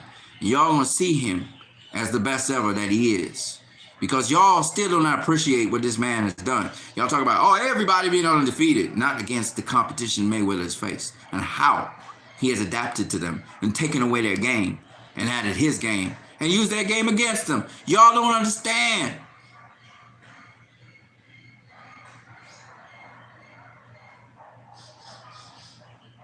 But y'all will come to respect their name. And y'all will come to realize how good this man was. Because y'all still obsessed with power. This guy knocked out this guy. He ain't doing shit to Mayweather. I don't care if he's named Tommy Hearns or Sugar Ray Robinson. They wasn't doing shit to him. Because it's not about punching power. If you can land it, then it becomes effective. If you can't land shit, how the hell you going to knock the dude out? Help me understand.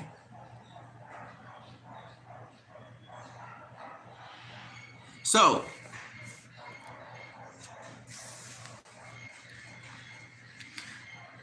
I said all of this just to say that Deontay Wilder in a way, is like Mike Tyson. The difference is Deontay Wilder was beaten by one of the best heavyweights in the division. Mike Tyson was upset by a guy nobody thought could beat him. He wasn't ranked very highly. Just like how, to a lesser extent, Anthony Joshua was beaten by Andy Ruiz. Everybody knew he was a serious dude, but they didn't think he could beat him. But when you are beaten by the best heavyweight in the division, you're number one, then number two, or you switch it around, or like how Rougarou was beaten by Josh Taylor, there is no shame in that. You were beaten by the best. That doesn't mean you're going to be beaten by everybody else. Just means you were beaten by the best. So I am not mad at Deontay Wilder for trying to get the rematch.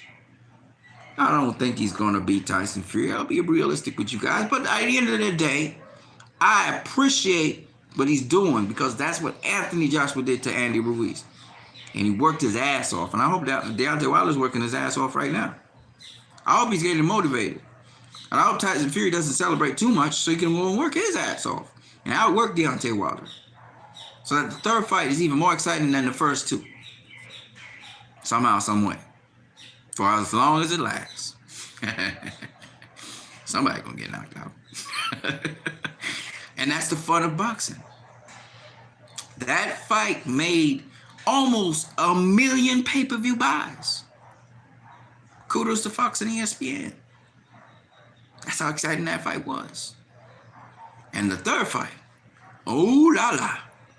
Everybody's saying, oh, we know how it's going to end. Maybe you know how it will end. But one thing I can tell you for a fact is it's going to be exciting.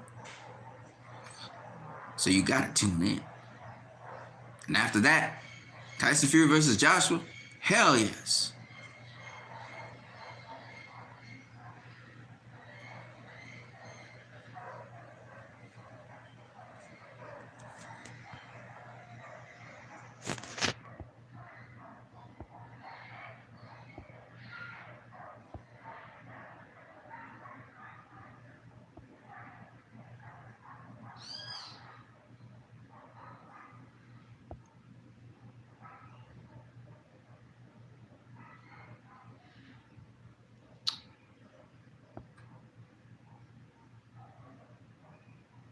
Apollo says Larry admits that he actually was scared for the first time ever before a fight as he walks to the ring to face Tyson. Yeah, he was beaten already.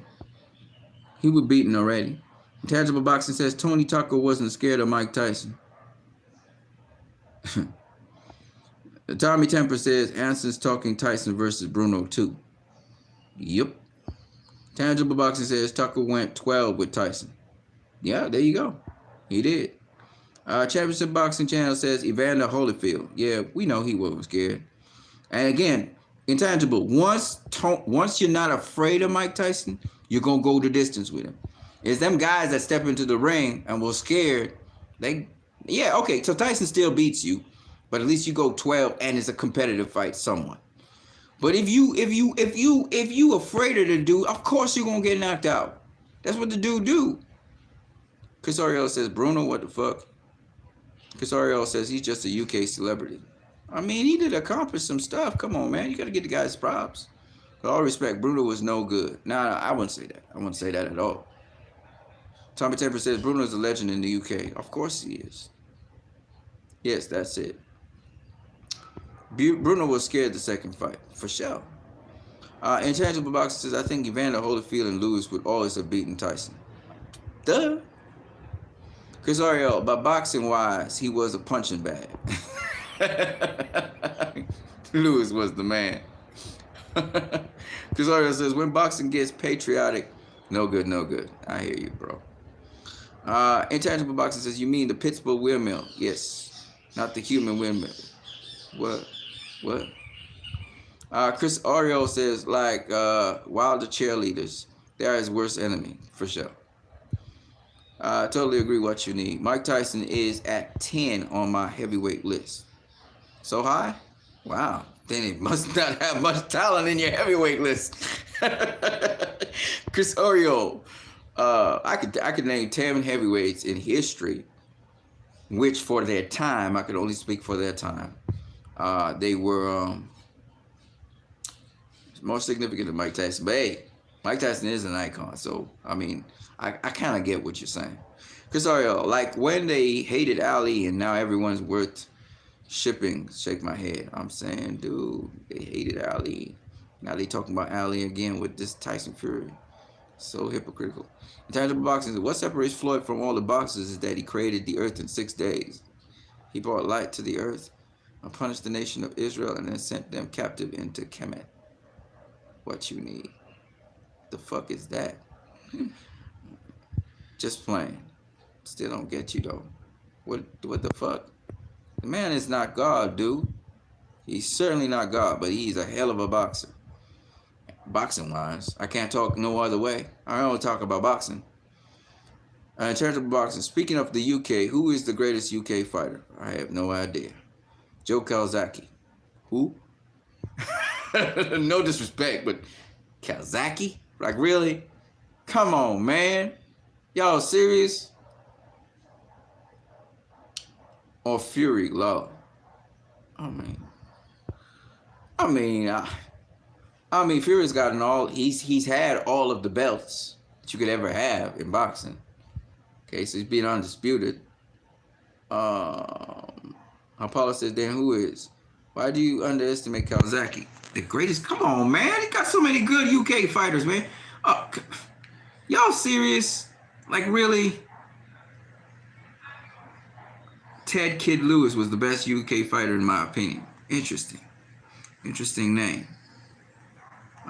Joe did not get his credit. He got his credit. Come on, man. He got too much credit. Intangible Boxer says Lennox Lewis is the best UK heavyweight by far. Well, he was till Tyson Fury. I mean, Tyson Fury's done less than him, and Lennox Lewis was a beast. In fact, if he did not lose, listen to me carefully. I'm gonna tell you why I say this. If he had not lost to Hasim Rahman and also lost to the sparring partner of Mike Tyson, he'd have been the best ever. Now y'all saying, well, look, he avenged his losses, so he is the best ever. No. If you're the best ever, you don't slip up. You just don't slip up. You come with your A game every single night. You do not slip up. You get that W. Okay, we're talking about the best ever. We're not talking about just the best. Okay? Or the best of your era. We're talking about the best. You don't slip up. You don't slip up. Come on now. All right? That's where that O says something. Mayweather set a whole new standard because of that O. And it's not. It's perfection. All right? And that's, you see, because, okay, this is how I'll put it. Because everybody like to focus on the O. Take, for instance, Wen Yan Min Yothin, right? Rack up a whole set of victories. He's got an O too. But what is the level of his opposition? What's the quality of his opposition? How many different belts do he have? You know, showing that he's really trying to face the best in every single possible division he has. He don't have that, right?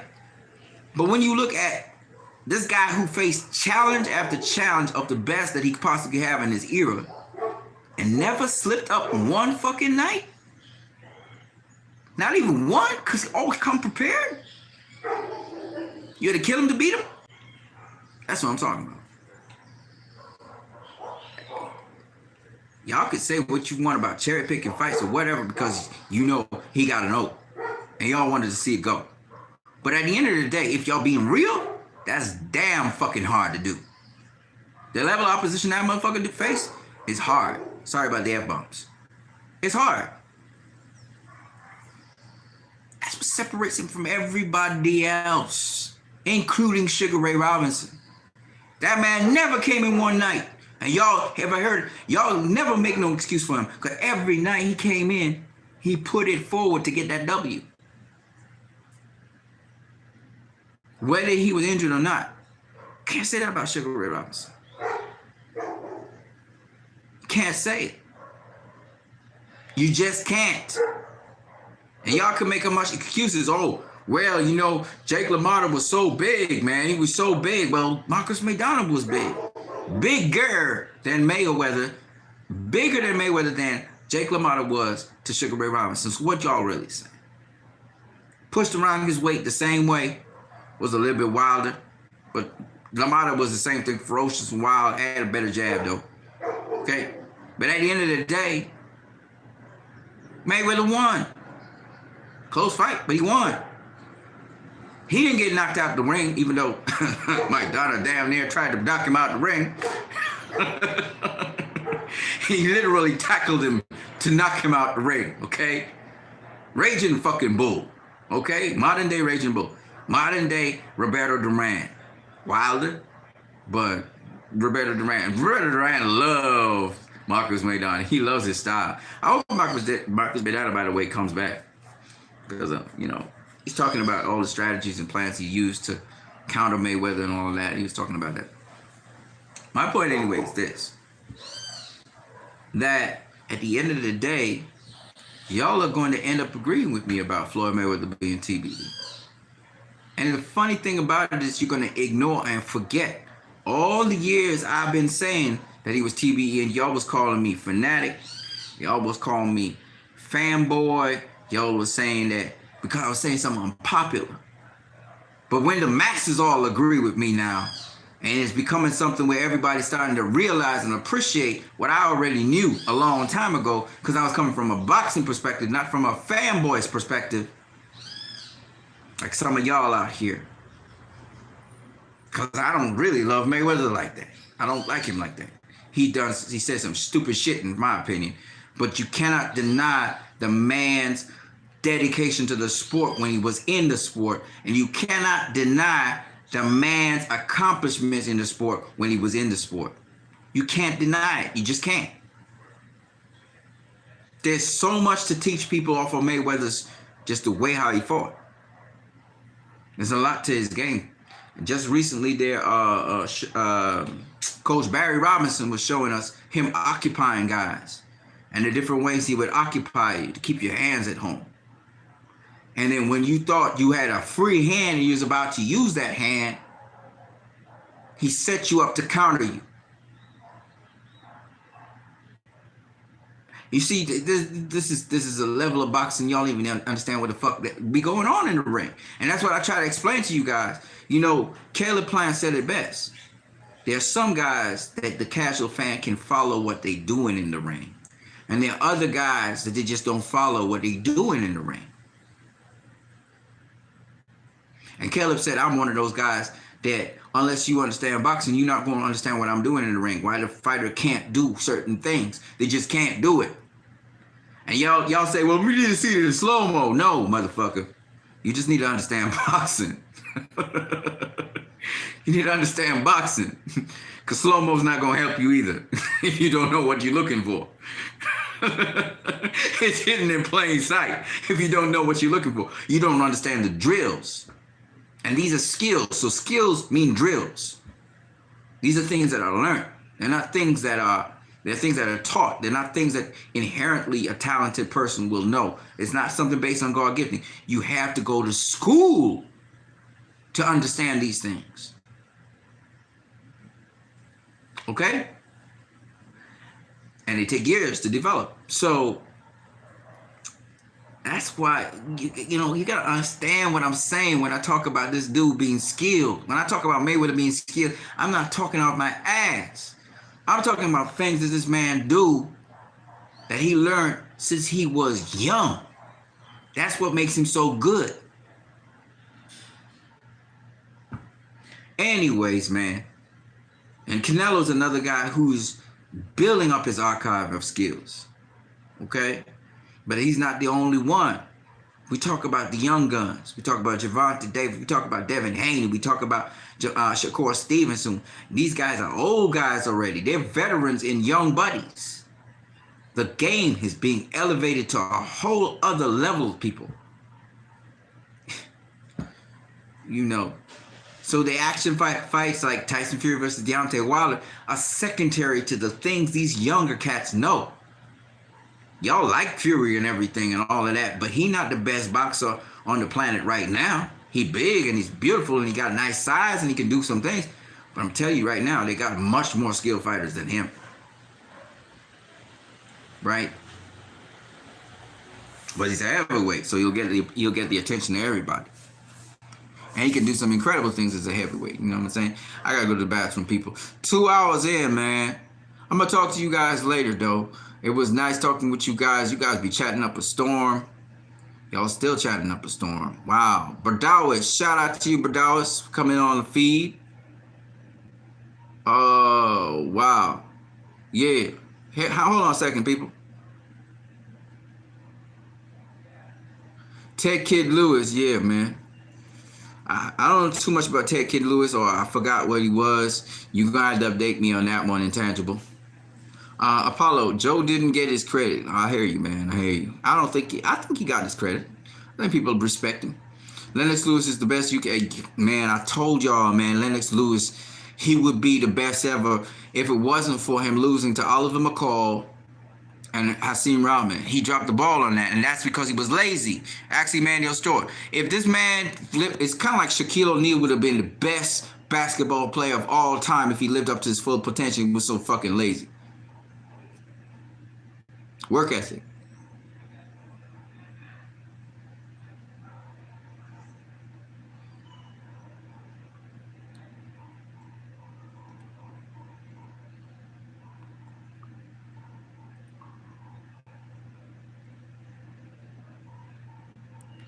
Intangible Boxing said, Ted Kid Lewis fought from flyweight to light heavyweight. He challenged Maxie Rosenblum and Georges Carpentier for their titles. That's some crazy ass shit right there, though, dude. That sounds crazy. At light heavyweight. Damn, god damn it. Huh. Question is, though, is Jimmy Barry, 58 and 0, the best fighter of his era? Ricardo Lopez, 51 and 0. Ricardo Lopez was a hell of a guy. Pound for pound fighter. Jimmy Barry was way before any of our times. What was he? What was he? The 1900s, early 1900s, late 1800s or some shit like that? Boxing was now forming and shit. And Jimmy Barry fought a lot of guys off the street. Okay? So he was like a professional fighter, but he fought other guys who didn't necessarily have professional records. And more street fighting. So it was more of a street fighting versus a refined fighter. And it always shows you that the professional boxer is better than usually the street fighter. So that's what I basically say. He started fighting real guys later on in his career, I think. Intangible Boxing says, was Ricardo Lopez the best? So he's kind of like fighting cab drivers, guys off the street, you know? They'd form a circle around him. You know who else was like that? The guy from the D.C. area. You guys know who I'm talking about. From Baltimore. The first first black champion. Was Ricardo Lopez the best of his era? No, but even so, Ricardo Lopez was a great fighter. Okay, I mean the motherfucker fought all the guys that he was supposed to fight in a particular weight class. They moved up another weight class, but he fought them. All the champions. He basically was kind of like the undisputed minimum weight champion of the world. Okay? Because he basically fought all the guys with all the belts at minimum weight, even though he went up to light flyweight, I think it was, and he faced them there. But, he cleaned it out like that. So he made an accomplishment, you know what I'm saying? Now, was he on the tier of a Roy Jones Jr. or James Toney or Bernard Hopkins? No, because they obviously fought much better, more qualified, more skilled, not necessarily more skilled sometimes, but just more known, renowned fighters, legendary Hall of Famers and shit. But Ricardo Lopez did his thing. He did his thing. He got a draw with, trying to remember who the guy was he got a draw with. Then he beat him the second time at a high weight class. It was like flyweight, right? Again, Ricardo Lopez, quality fighter, Nacho Beristáin's protege, right? Quality fighter, man. would Ricardo Lopez have beaten like a Chocolatito or Juan Francisco Estrada? That would have been a hell of a fight. That would have been a fight I would have wanted to see. You know, I think I have Estrada beating him. Chocolatito and him would have been interesting. You know, it would have been an interesting fight. I don't know. I think Lopez might have gotten that one. Maybe not. Maybe Chocolatito would have gotten it. I'm not too sure. But Chocolatito got enough defensive holes for Lopez to really catch him. And Lopez could really punch. So I'm not really sure who would win that. Maybe Lopez might have taken that. Maybe Chocolatito might have taken it. Again, Chocolatito is not a bad fighter. So, I mean, you know, you have to think about it. There's some thoughts right there, you know. But I do think that Estrada would have beaten him. And also, that kid that Chocolatito got the win over, but beat the shit out of his face. What's the kid's name? You guys know what I'm talking about. From Mexico. They gave Chocolatito the nod over him, but he shouldn't have gotten the win. I forgot what the kid's name is.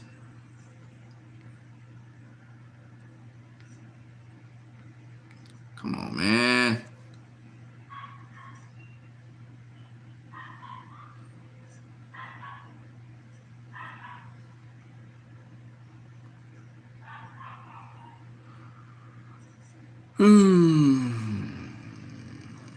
So much to talk about. You guys be talking like nonstop. Apollo says, I agree with you. Floyd is TV. Oh, yeah, he definitely is. But a lot of people just don't believe it. But time will show. People will learn. Also, I don't know why people say that Sugar Ray Robinson would destroy Floyd. Law. Wait aside.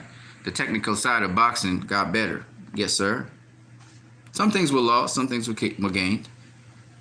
Since Sugar Ray Robinson's era. Yeah, Sugar Ray Robinson threw a lot of bowler punches. But Dallas, what's up, bro? Man, a shout out to you, brother. I'm now getting to you. It's hard to get to everything here. Floyd is and always will be the greatest of all time. I never said he was the greatest of all time. Let me just make that abundantly clear. I never said he was the greatest of all time. I keep on saying it over and over. I never said Floyd is the greatest of all time. I think Muhammad Ali is the greatest of all time, according to people. Manny Pacquiao's up there, you know, the great, Jack Johnson's up there, and several other guys who made noteworthy contributions to boxing, not just in the boxing itself, but also in terms of the impact of their influence and boxing on the world in terms of a social way. All right. Jack Johnson changed the way how black people were seen by boxing. So, you know, when you're talking about the greatest of all time, I do understand that the fans have a lot of saying who's the greatest of all time. And I definitely don't think that Floyd will be seen as the greatest of all time when all said and done. He will be seen as what he called himself, which is TBE, the best ever to do it. I could see that happening because, you know, when you're strictly talking about boxing, in my opinion, not just gate. A lot of people want to talk about gate numbers and all that, but I think strictly on a boxing perspective, looking at the clever things he did in that ring, I just think that he's the best of all time at the present point in time. Not in terms of greatest of all time. That's a totally different story, in my opinion.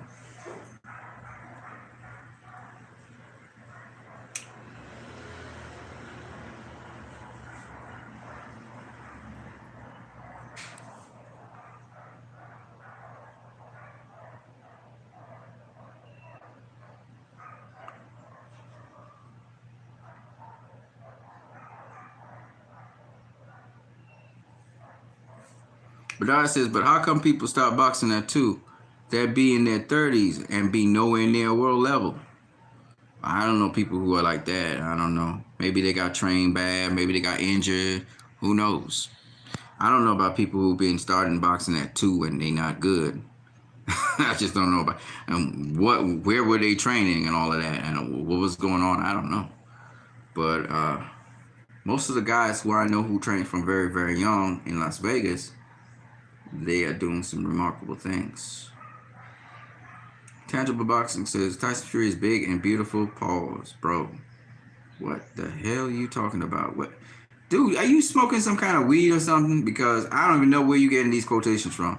Chris Oriel, and doing that on the spot, just in front of the opponents. Watching Floyd is something close to near the best music. Yeah, the dude painted a nice picture and stuff. You know, he's the upgrade of Pernell Whitaker. upgrade of Sugar Ray Leonard, upgrade of, Muhammad Ali, upgrade of Sugar Ray Robinson. He's the upgrade of those guys. However, Devin Haney started at 9 and was world champ by 21. Yeah, Devin Haney always liked fighting, though. Fighters today are merely Floyd wannabes. Some of them, I disagree with all that. I think some people just don't want to take a loss, and so they're trying to duck and dodge and hedge and stuff. Learn from the best. Intangible Boxing talks about Joe Gans. Yeah, Joe Gans, that's my dude right there. Yeah. Great boxer, scientific boxer, but he did fight a lot of street guys off the street. In fact, fights happened in barns, just spontaneous fights. Guys would just form a circle around him and stuff like that. Actually, Joe Gans wasn't the first black champ. That was George Dixon. Okay. Ricardo Lopez fought at 105, which is minimum weight. He couldn't have faced Juan Francisco Estrada, who is at right now super flyweight, but he was at flyweight. Juan Francisco Estrada was at flyweight. And I think he was at junior flyweight, so he could have faced him. Carlos Cuadras, yes sir, beat his ass. Finito, man, one of the greatest. Yeah, he one of the best of them. To me, he is, much beyond Manny Pacquiao. Really? He's much more technical. He reminds me of a Marquez. Marquez less technical than him. Got caught much more easily, but yeah. He could probably have beaten Manny. Oh, sure. Johnson. Yeah, Jack Johnson. Big and beautiful. Yes, sir. You said that Tyson Fury was big and beautiful. When did I say that? I don't remember saying that. What the hell are you talking about? Chris Oreo is laughing. I don't know what the fuck. This dude be smoking some heroin or something. I understand the context, but man, that sort of came out wrong. Big and beautiful. What the fuck you talking about? I don't remember saying that he was big and beautiful. What the fuck you talking about? You guys slipping. Fuck it. Dude, you homo or something? What the fuck? I never said big and beautiful. What you talking about? Jesus Christ. You hearing some weird ass shit. I never said he was big and beautiful or that he was fighting big and beautiful. I said that Tyson Fury, all right, if I'm not mistaken, I'm trying to remember, he said something about how he is tall. He's 6'9". You understand? He's 6'9", man. Motherfucker, shut the fuck up, please. Cause you in the homo zone or some shit like that. I said he is big. He's 6'9". And I said that he can close the distance. Right? Like, he can fight on the inside and can fight on the outside. And I said it's very difficult to beat Tyson Fury right now. That's what I said. Fuck, are you talking about big and beautiful? What the fuck? What the fuck is right? That's the thing that stays in your mind? What the fuck is wrong with you, ninja? 6'9" inches? What the fuck? What the fuck? Dudes, listen. I ain't no homo, so please stop with that shit. You said he was beautiful in terms of style. What the fuck? Dude, when did I say that? That wasn't on this feed. Man, dude, listen. Here's what you can do. All right? And when you start that kind of homo shit, Intangible, you been saying some whack ass shit this afternoon, okay? Go back to your channel and make a video on that. Do not come here and say some weird ass shit. Because you be saying some weird ass shit all night. You said all kinds of weird shit. Stop it, okay? I don't judge if you're gay, but we'll leave it. Gay? Man, fuck y'all. Fuck y'all. Y'all's crazy ass motherfuckers. Alright? Stop with the bullshit, okay? Yeah, anyway. So as I was saying,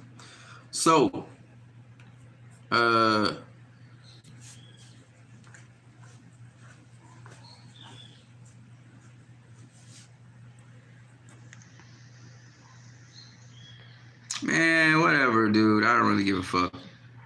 Y'all some crazy ass idiots at this. What context? What the fuck, man? Man, shut up. Yeah, Jack Johnson. We was talking about the best heavyweights. Yeah. So yeah, the best heavyweights that I know about, as far as I'm concerned, Tyson don't reach top 10 in my opinion. That's just me.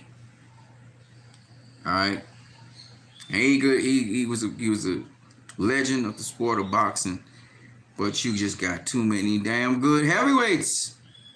You got too many. We just talked about the 90s. We got George fucking Foreman.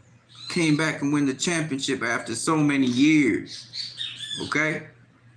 Got Vitaly Klitschko. I got Vitaly Klitschko over Tyson. I got Lennox Lewis over Tyson. Fury over Tyson. I got Evander Holyfield over Tyson. And yes, I also got Roy Jones Jr. over Tyson. I got, what's that dude's name? From Grand Rapids, Michigan. James Toney. I got him over Tyson. Okay. I got,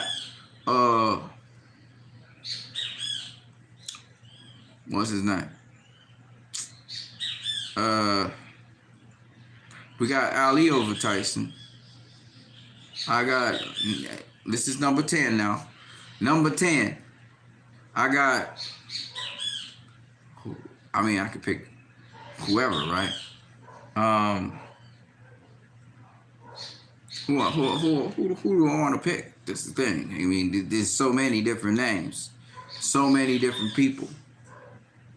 Right? I don't want to call Jack Johnson's name. I'm going to leave Jack Johnson out of the picture. I'm not going to call Gene Tunney's name. I'm going to leave Gene Tunney out the picture. All right? I'm going to leave Jack Dempsey out the picture. Okay? I'm going to leave Joe Louis out the picture. All right? I'm going to see. I'm excusing a lot of people before I even get to the name of number 10. I just wanted to show you how many names they got. Right? I'm gonna leave. I feel I need to leave Rocky Marciano out of the picture. Okay, we got legends. See, we got a lot of legends. I think I should leave. I should leave. I think I should leave. I should leave. Tell me if I should leave. I think I should leave.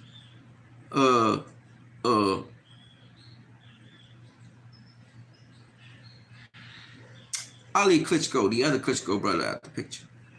All right? I'm going to leave all of them out of the picture. Right? I'm going to put Deontay Wilder as number 10.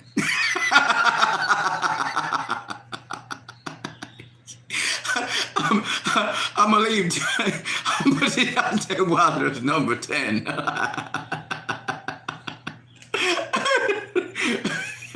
Ahead of Lennox Lewis. Ahead of, what am I talking about? Ahead of Mike Tyson. And Mike Tyson was named after, Tyson Fury was named after Mike Tyson. Legendary fighter. But all them guys go ahead of him. I just feel there are more legitimate names I could put ahead of Mike Tyson. But I'm going to put Deontay Wilder. Woo!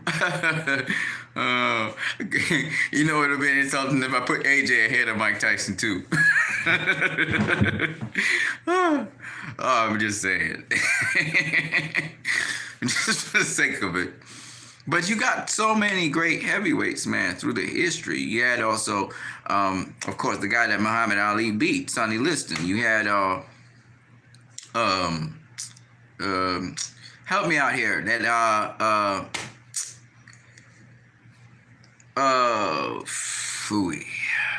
The man who, I just can't remember the guy. The guy who trained Mike Tyson. The guy who trained Mike Tyson, Costa Marta, right? He trained this dude. You guys know who I'm talking about. Patterson, Floyd Patterson, right? You had a lot of great heavyweight fighters, man. You had some who weren't world champions as well, who deserved to be talked about. You got the Sam Langfords, right? You got the Harry Wills. Come on now. Tyson does well against Harry Wills or Sam Langford? Come on now. Does Mike Tyson beat Sam Langford? Hell no. Right? Okay, maybe he does. Maybe he does. But it'd be a tough-ass fight. Maybe he does. Who knows? We don't know. Right? We never matched them up. And they are different eras, so I don't know. Harry Wills, though, whooped ass. There are very few fights Harry Wills lost. He's 6'2". That motherfucker could box. Okay? I'm a Harry Wills fan, if y'all don't realize. You know? So when you're talking about, I mean, I'm just saying, man, they got a lot of guys that could be ahead of Mike Tyson. A lot of guys. A lot of guys. You're talking about greatness. You're talking about greatness rank. Of course, it's your opinion. If you want to put him in top 10, fine. I mean, he is an icon, so I get it. But you talking like in a real matchup, you think he beats these guys? I'm just asking. I mean, Harry Wills was of the 1920s. Tyson was of the 1990s. Maybe he just mops the floor with this motherfucker. Because I only saw a few fights with Harry Wills, but from what I saw, he could really fight. Not only him, but Sam McVeigh. You know what I'm saying? I'm just saying. They could fight. I mean, okay, they didn't use a high guard, but I mean, they could fight though. Maybe he beats them all. Maybe he does. Maybe he does. I can't really count him out but he was trained by an old school fighter. You know what I'm saying? He was trained by Customato, who trained in the old school style. But maybe he does. Who can really say?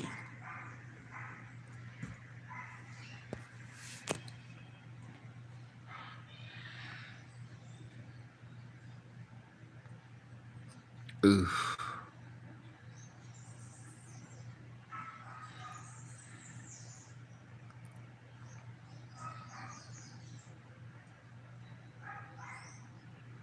In Tangible Boxes says best heavyweights: Ali, 2, Joe Louis, Sam Langford, Harry Wills, Larry Holmes, Lewis, Holyfield, Vladimir Klitschko, Ezra Charles, and Tyson. Nah, man, they got a lot more better fighters than that. How you gonna leave out Jack Johnson, boy, the most dominant fucking heavyweight ever? Come on, man, in a white man's world.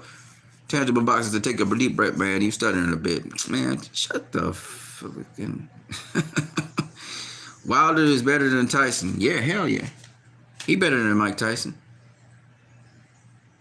Tyson would finish Wilder Mortal Kombat style.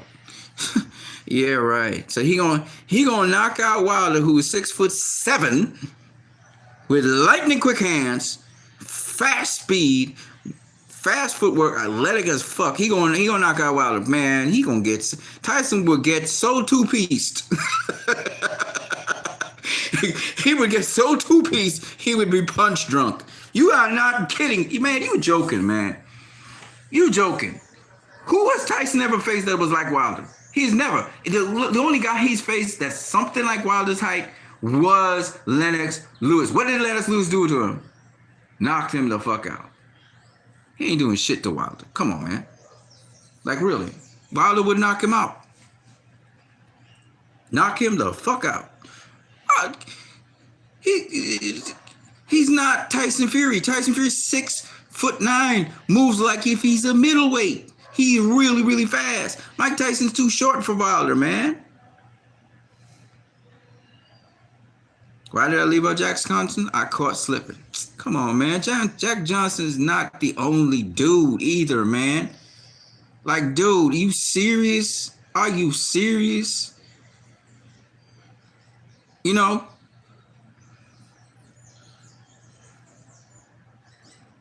Who has Wilder faced that's like Tyson? Many people. They're all short. Tyson is really short. Do you guys understand? He's only 5'10". He's only 5'10". Okay?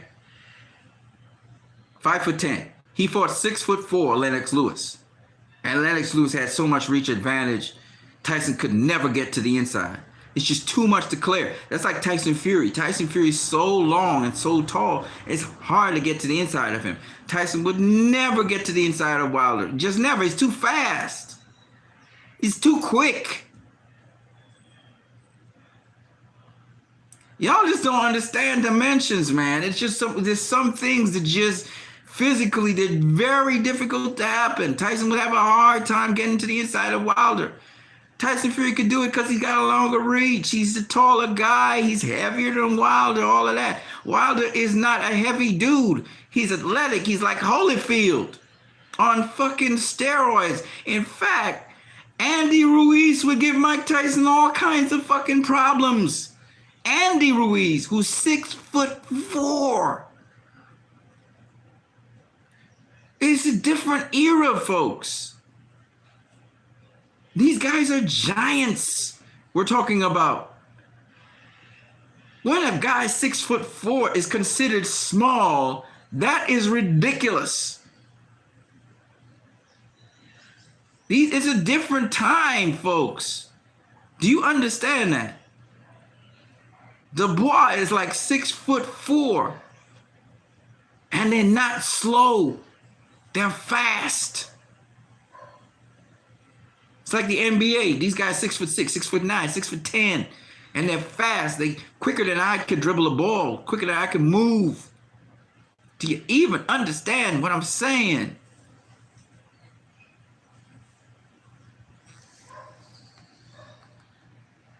Y'all are not really understanding what I'm saying. Y'all just talking out of your ass. You're not thinking. Factor into what I'm saying at least. Put it into your conversation. Understand and just think about how different boxing is to the 90s. That's like your guy saying that Lucia Riker will get knocked out by some guy. That means that, what the fuck her name is? Clarissa Shields will get knocked out by a guy. No, this totally different fucking time. Totally different sport. It was kickboxing she was in. Like, you can't use that as a fucking example for boxing. You just can't.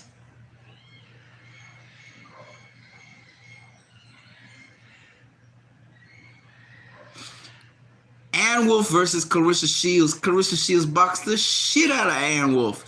Beats her the fuck up. Ann Wolf is a good fighter, tall, strong as shit, but she's slow as fuck. Clarissa Shields would tag her ass up all day. Eat her for breakfast, lunch, and dinner. I don't know what Layla Ali's trying to do coming out of retirement to face Clarissa Shields, because she's going to get beat the fuck up. Okay? This somebody been boxing all the time. And she's going to come out of retirement and beat her. Come on now. You're looking for a beating. A bad beating. And if you might get knocked out, but you will get beat up.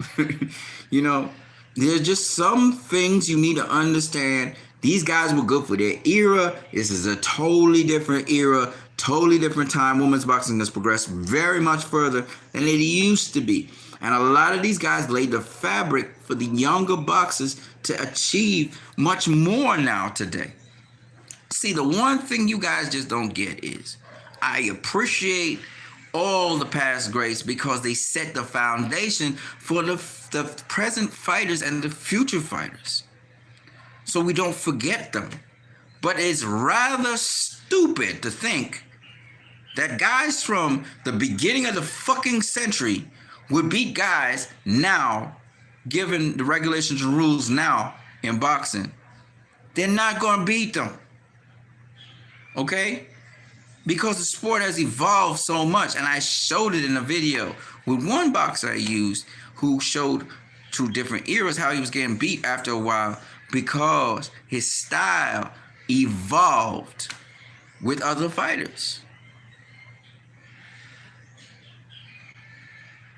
They took my video to educate people on that shit because everybody didn't understand that boxing as a sport evolves. And nothing you, but I showed people in the video. And it's still on my channel.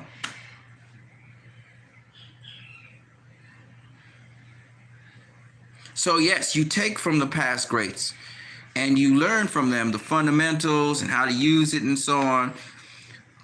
But there's a lot more today that goes into boxing than yesteryear, scientifically speaking.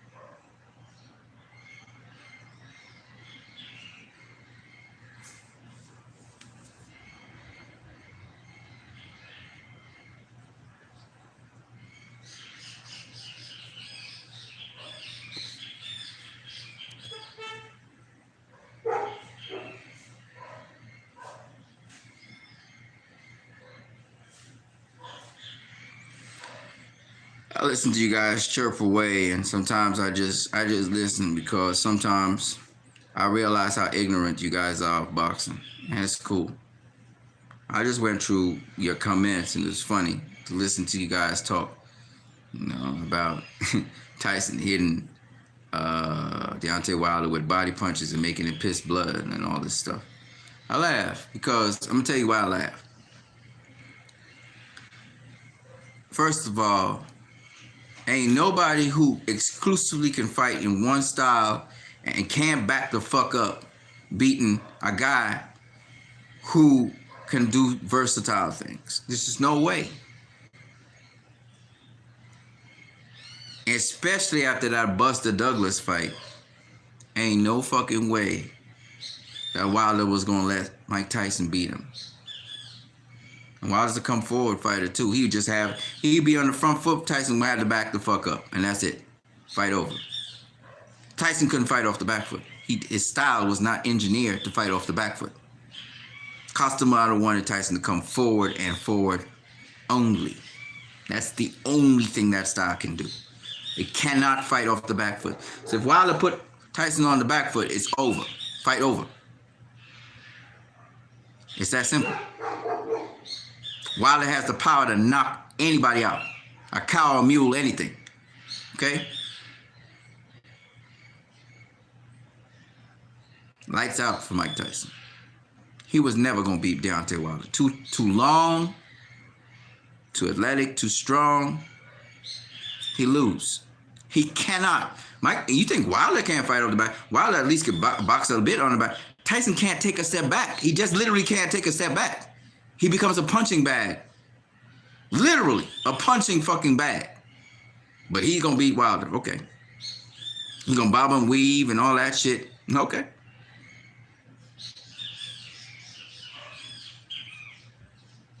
That's when you guys just don't understand. You just don't understand boxing. Breland's strategy would be make him go backwards. That's it. Fight over. That's all Tyson has, is going forward. You smother him because you're strong enough to smother his ass, you can't do shit. And then you beat him going backwards. That's it. That's the solution to beating Mike Tyson. Easy work. Easy. And Mike Tyson wasn't a big heavyweight. All of Mike Tyson's power came from leverage. So you adjust your angle, and Wilder's a guy who's quick feet, adjusts his angle, take the power off of him. Can't do shit to you. The solution to Mike Tyson is so simple, and you guys don't seem to understand that. He's fearsome at what he did. He did very well with the double left hooks and shit. But he got to get in range. He used to bob and weave to get in range, no doubt about it. What happens when you maintain range, like Sergey Kovalev does, and tag him? What's he going to do? Mike Tyson would beat AJ because AJ's slower. Yes, he would beat up AJ and probably might stop him. But AJ got a lot of heart, so I really don't see AJ getting stopped. The referee had to throw in the towel. His corner had to throw in the towel. AJ would keep on getting back up and fighting. AJ got a lot of heart. But Mike Tyson will never beat Tyson Fury. And he would never beat, well, he possibly could beat Deontay Wilder. But it'd be hard. Them two. And he's not beating Andy Ruiz either. Andy Ruiz would make that a fucking war. You know that. Andy Ruiz had quick hands as well. If Andy Ruiz comes in shape, of course.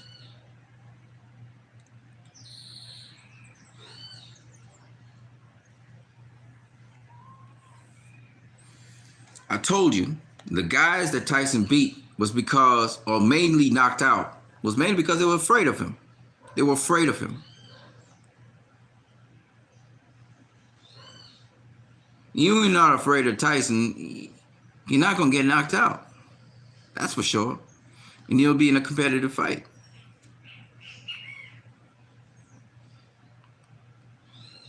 Depending on the game plan AJ brings to the ring, he might beat Mike Tyson as well. AJ might try to make Mike Tyson go backwards. Because I'm telling you, Tyson can't do shit if you force him to go backwards. He cannot do anything. He does not know how to fight backwards. Period. See, Wilder at least can throw a jab going backwards. Tyson can't do that stuff. He don't know what to do.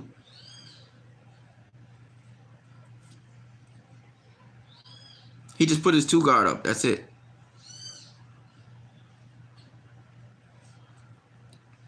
Wilder and Evolution should never be on the same paragraphs. You guys just talk, man. I will in a minute, Monster. I have 30 minutes to do it, Lamar. I don't know what that means. Tyson would beat AJ, but you want to apply the evolution theory only to Wilder, which shows your fanboyism. I said he might beat AJ. If AJ, like I said before, back his ass up, he ain't doing nothing. You quick to talk, bro. You need to do a live in this matchup. You might get good numbers. Wilder fanboys are pathetic. Now I'm a Wilder fanboy. See, you guys don't know what to make of me because I don't say things you want to hear. You know, you guys pick sides and you kiss ass. I don't do that. I look at what I'm seeing in terms of boxing and I explain myself in terms of boxing. I don't explain myself in terms of fanboyism. You guys just keep on throwing around, oh, Tyson would do this to AJ. Tyson would do that to AJ. Like a fucking fanboy. You can't break down shit. You can't break down why. I told y'all why Tyson would get beat. He does not know how to fight going backwards. I literally gave you a reason. What is your reason to counter my reason? Oh, Tyson would just run through Wilder. You're talking like a fucking fanboy. You're not giving no reasoning.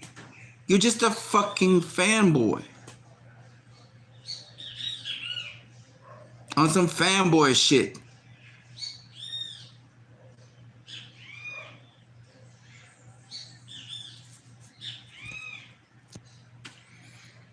Everybody beginning to respect what I say on here because I'm telling you why you people are going to start respecting it. It may not sound intuitive. I told y'all Crystal Shield would go 3 rounds with Bud Crawford. Y'all just be talking all this shit. Y'all be going, no, she would never, she would beat Bud, that's what you saying. And y'all went off on it like y'all had a period or something.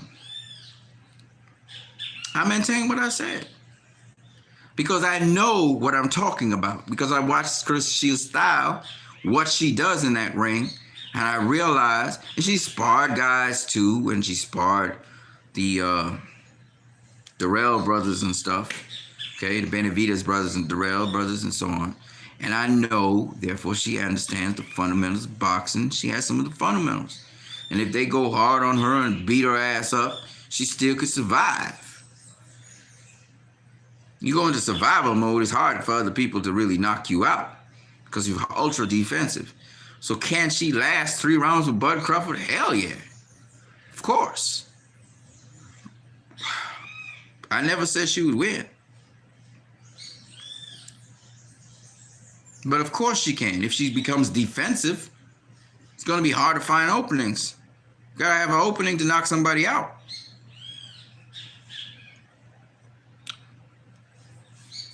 Common sense, but I guess some of you guys don't have it. Y'all just all up in some people's ass that y'all can't see. An objective statement.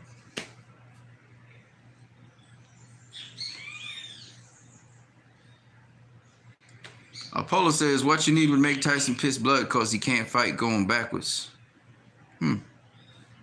See, this is what I get for an answer because one of the things I realize is y'all don't have no counter to me.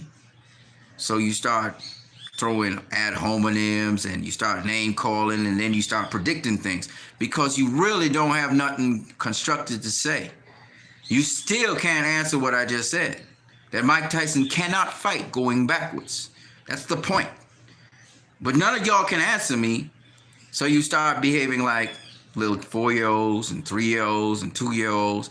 You throw jabs and stuff, and you try to make jokes because you realize you have no comeback. None. We're trying to have an intelligent debate here, and you dumb it down to a really stupid debate. So you go into gay stuff and you go into all kinds of stuff because you can't answer me in a point form. You can't.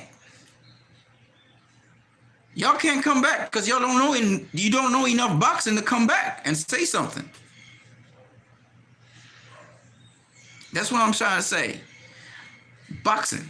I come from a boxing perspective. I don't come from no other perspective. I try to tell you guys this over and over again. You know, I come from a boxing perspective.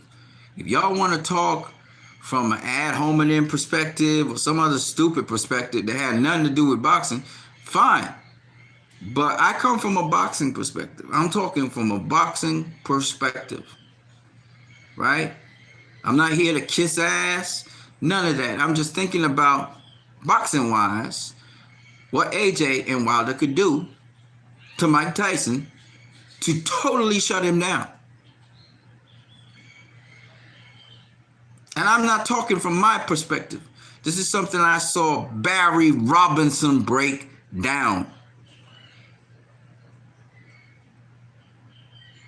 Y'all may have respect for Barry Robinson, so that's why I just wanted to put that name out there. Because, you see, I don't talk out of my ass. Y'all talk out of your ass. I don't. I don't talk out of my ass. I may be wrong, but I give good reasons for what I have to say. I always give a reason.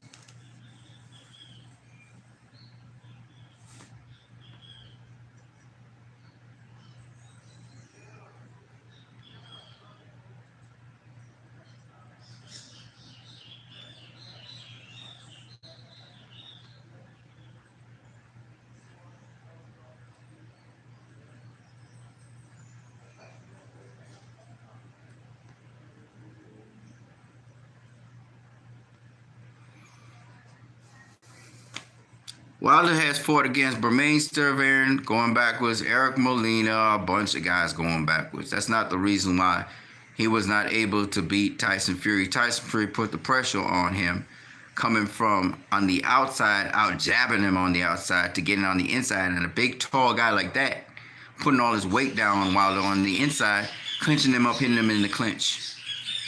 Also doing some infighting at times and roughing him up. He was just physically stronger than Wilder in that fight.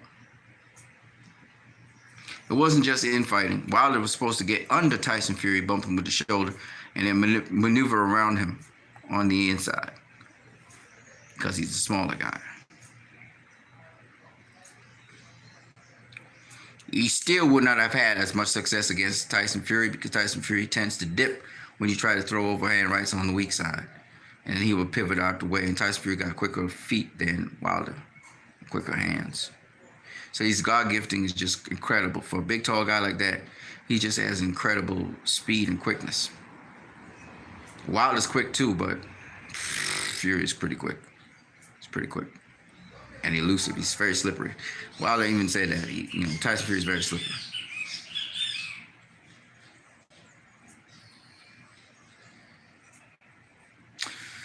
Anywho, I gotta bounce. Y'all is clowns. Some of y'all out here, y'all just be talking some shit that just don't make no damn sense to me. Wilder's jab is pathetic. Wilder gets tired just walking to the ring. Wilder inside game was weak. How you going? Wilder hooks are pathetic. Okay. You really got nothing to say. You just talking out your ass as usual. Which is interesting. Y'all's Wilder's hooks are pathetic. Yet he catches a guy with a left hook, drops his ass, right? In the Eric Molina fight, he caught him with a counter left hook and dropped him. But his hooks are pathetic. Dude, I really don't have time for this. I don't have time for you guys just spouting nonsense, okay? Fury outclassed him and outboxed him. It doesn't mean he's rubbish.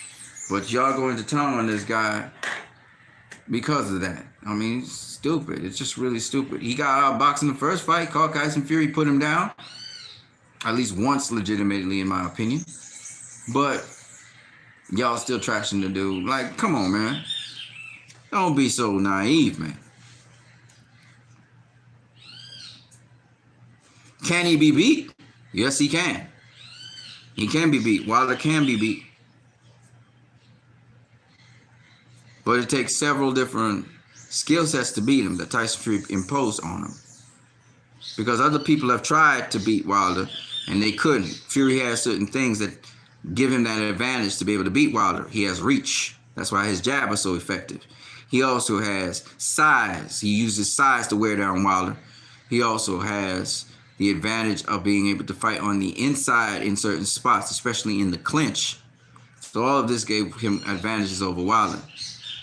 Not everybody's got that. Nobody's, not everybody got a reach advantage on Wilder. Not everybody's able to be able, therefore, to jab him like they really want to get to the inside. Because a lot of guys have tried to, dip under Wilder and get to the inside. A lot of guys. They can't do it. It's not that easy.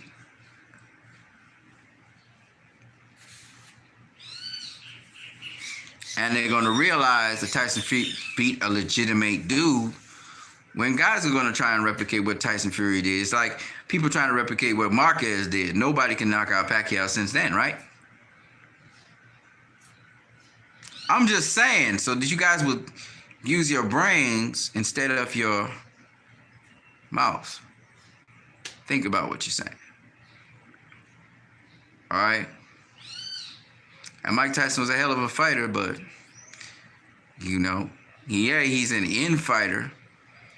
But, some things are a little bit too hard for an in-fighter to make. You got to cover a lot of ground with a 6'7" behemoth that weighs 215 pounds.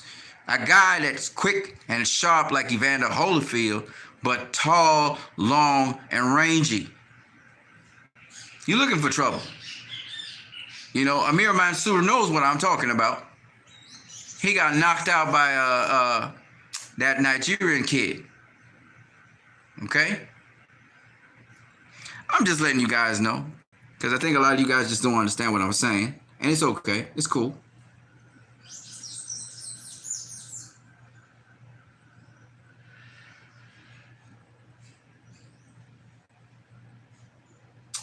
I'm out of here, man. It's about like 5 in the afternoon, probably 4 or 5 in the afternoon. I gotta go do some other things, but I spent enough time with you guys. I'm what you need. You know what it is, and I'm gonna catch you guys later. I talk boxing, and all these fart assholes that try to talk something. Listen, man. Watch at what I say and see if it doesn't happen. That same jackass, Intangible Boxing, thought Deontay Wilder was gonna stop Tyson Fury. I predicted that Tyson Fury would win. I don't always get them right, but I always have a good reason for what I'm saying. Now this dude be trashing Deontay Wilder. This is the guy that predicted he would win, but now he's trashing him. Clowns. You know what I'm saying? So, no, Wilder is not some great maestro of a boxer. He's not that. Is he a decent boxer? Hell yes, he is. Okay? Is he a better boxer than Anthony Joshua? Anthony Joshua's a little bit more polished, I think. But at the end of the day, does he get the job done most of the time? Yes. So you cannot discount this dude. Can he be exposed? Absolutely. Tyson Fury exposed him. So. But different people with different dimensions going to have to work out different game plans to get to him, to beat him. All this talk about Wilder doesn't fight off the back foot. He does fight off the back foot. But you bring the fight completely to him and you have to rough him up. You got to rough him up physically. And now after this fight, he's gathered that data. Wilder's not going to come back and let Fury rough him up like that. He's going to have a little game plan to deal with somebody who's doing that to him. Because he just learned from this fight. That is not going to happen to Wilder again. I can guarantee you that. But what I'm saying to you is that Fury's game plan was a good one. It's a combination of what Klitschko and Mayweather would do, which is physically try to tire out your opponent. And it's also a combination of the aggressive Kronk gym style, where you bring that heavy right hand off of a very powerful shotgun jab or a very powerful jab. And with that length, Wilder keep on misjudging the length of the jab, he still got popped. But Wilder's a pretty strong guy, period. So you're looking at two of the top tier heavyweights go at it. And these are guys that don't back down. They don't fight. His corner threw in the towel. They don't back down. They don't back down. Even Anthony Josh was a dude. You could see it in his mentality. He don't back down. He don't back down. He might get dropped and stuff, but he does not back down. The reason why he lost the fight against Andy Ruiz because the referee stopped the fight. You know what I mean? These guys will keep on going and going. That's the mentality they have. They're not going to be intimidated by nobody, right? And it's different. It's just different. You know what I'm saying? So anyways, I'm going to catch you guys later on What You Need. Deuces.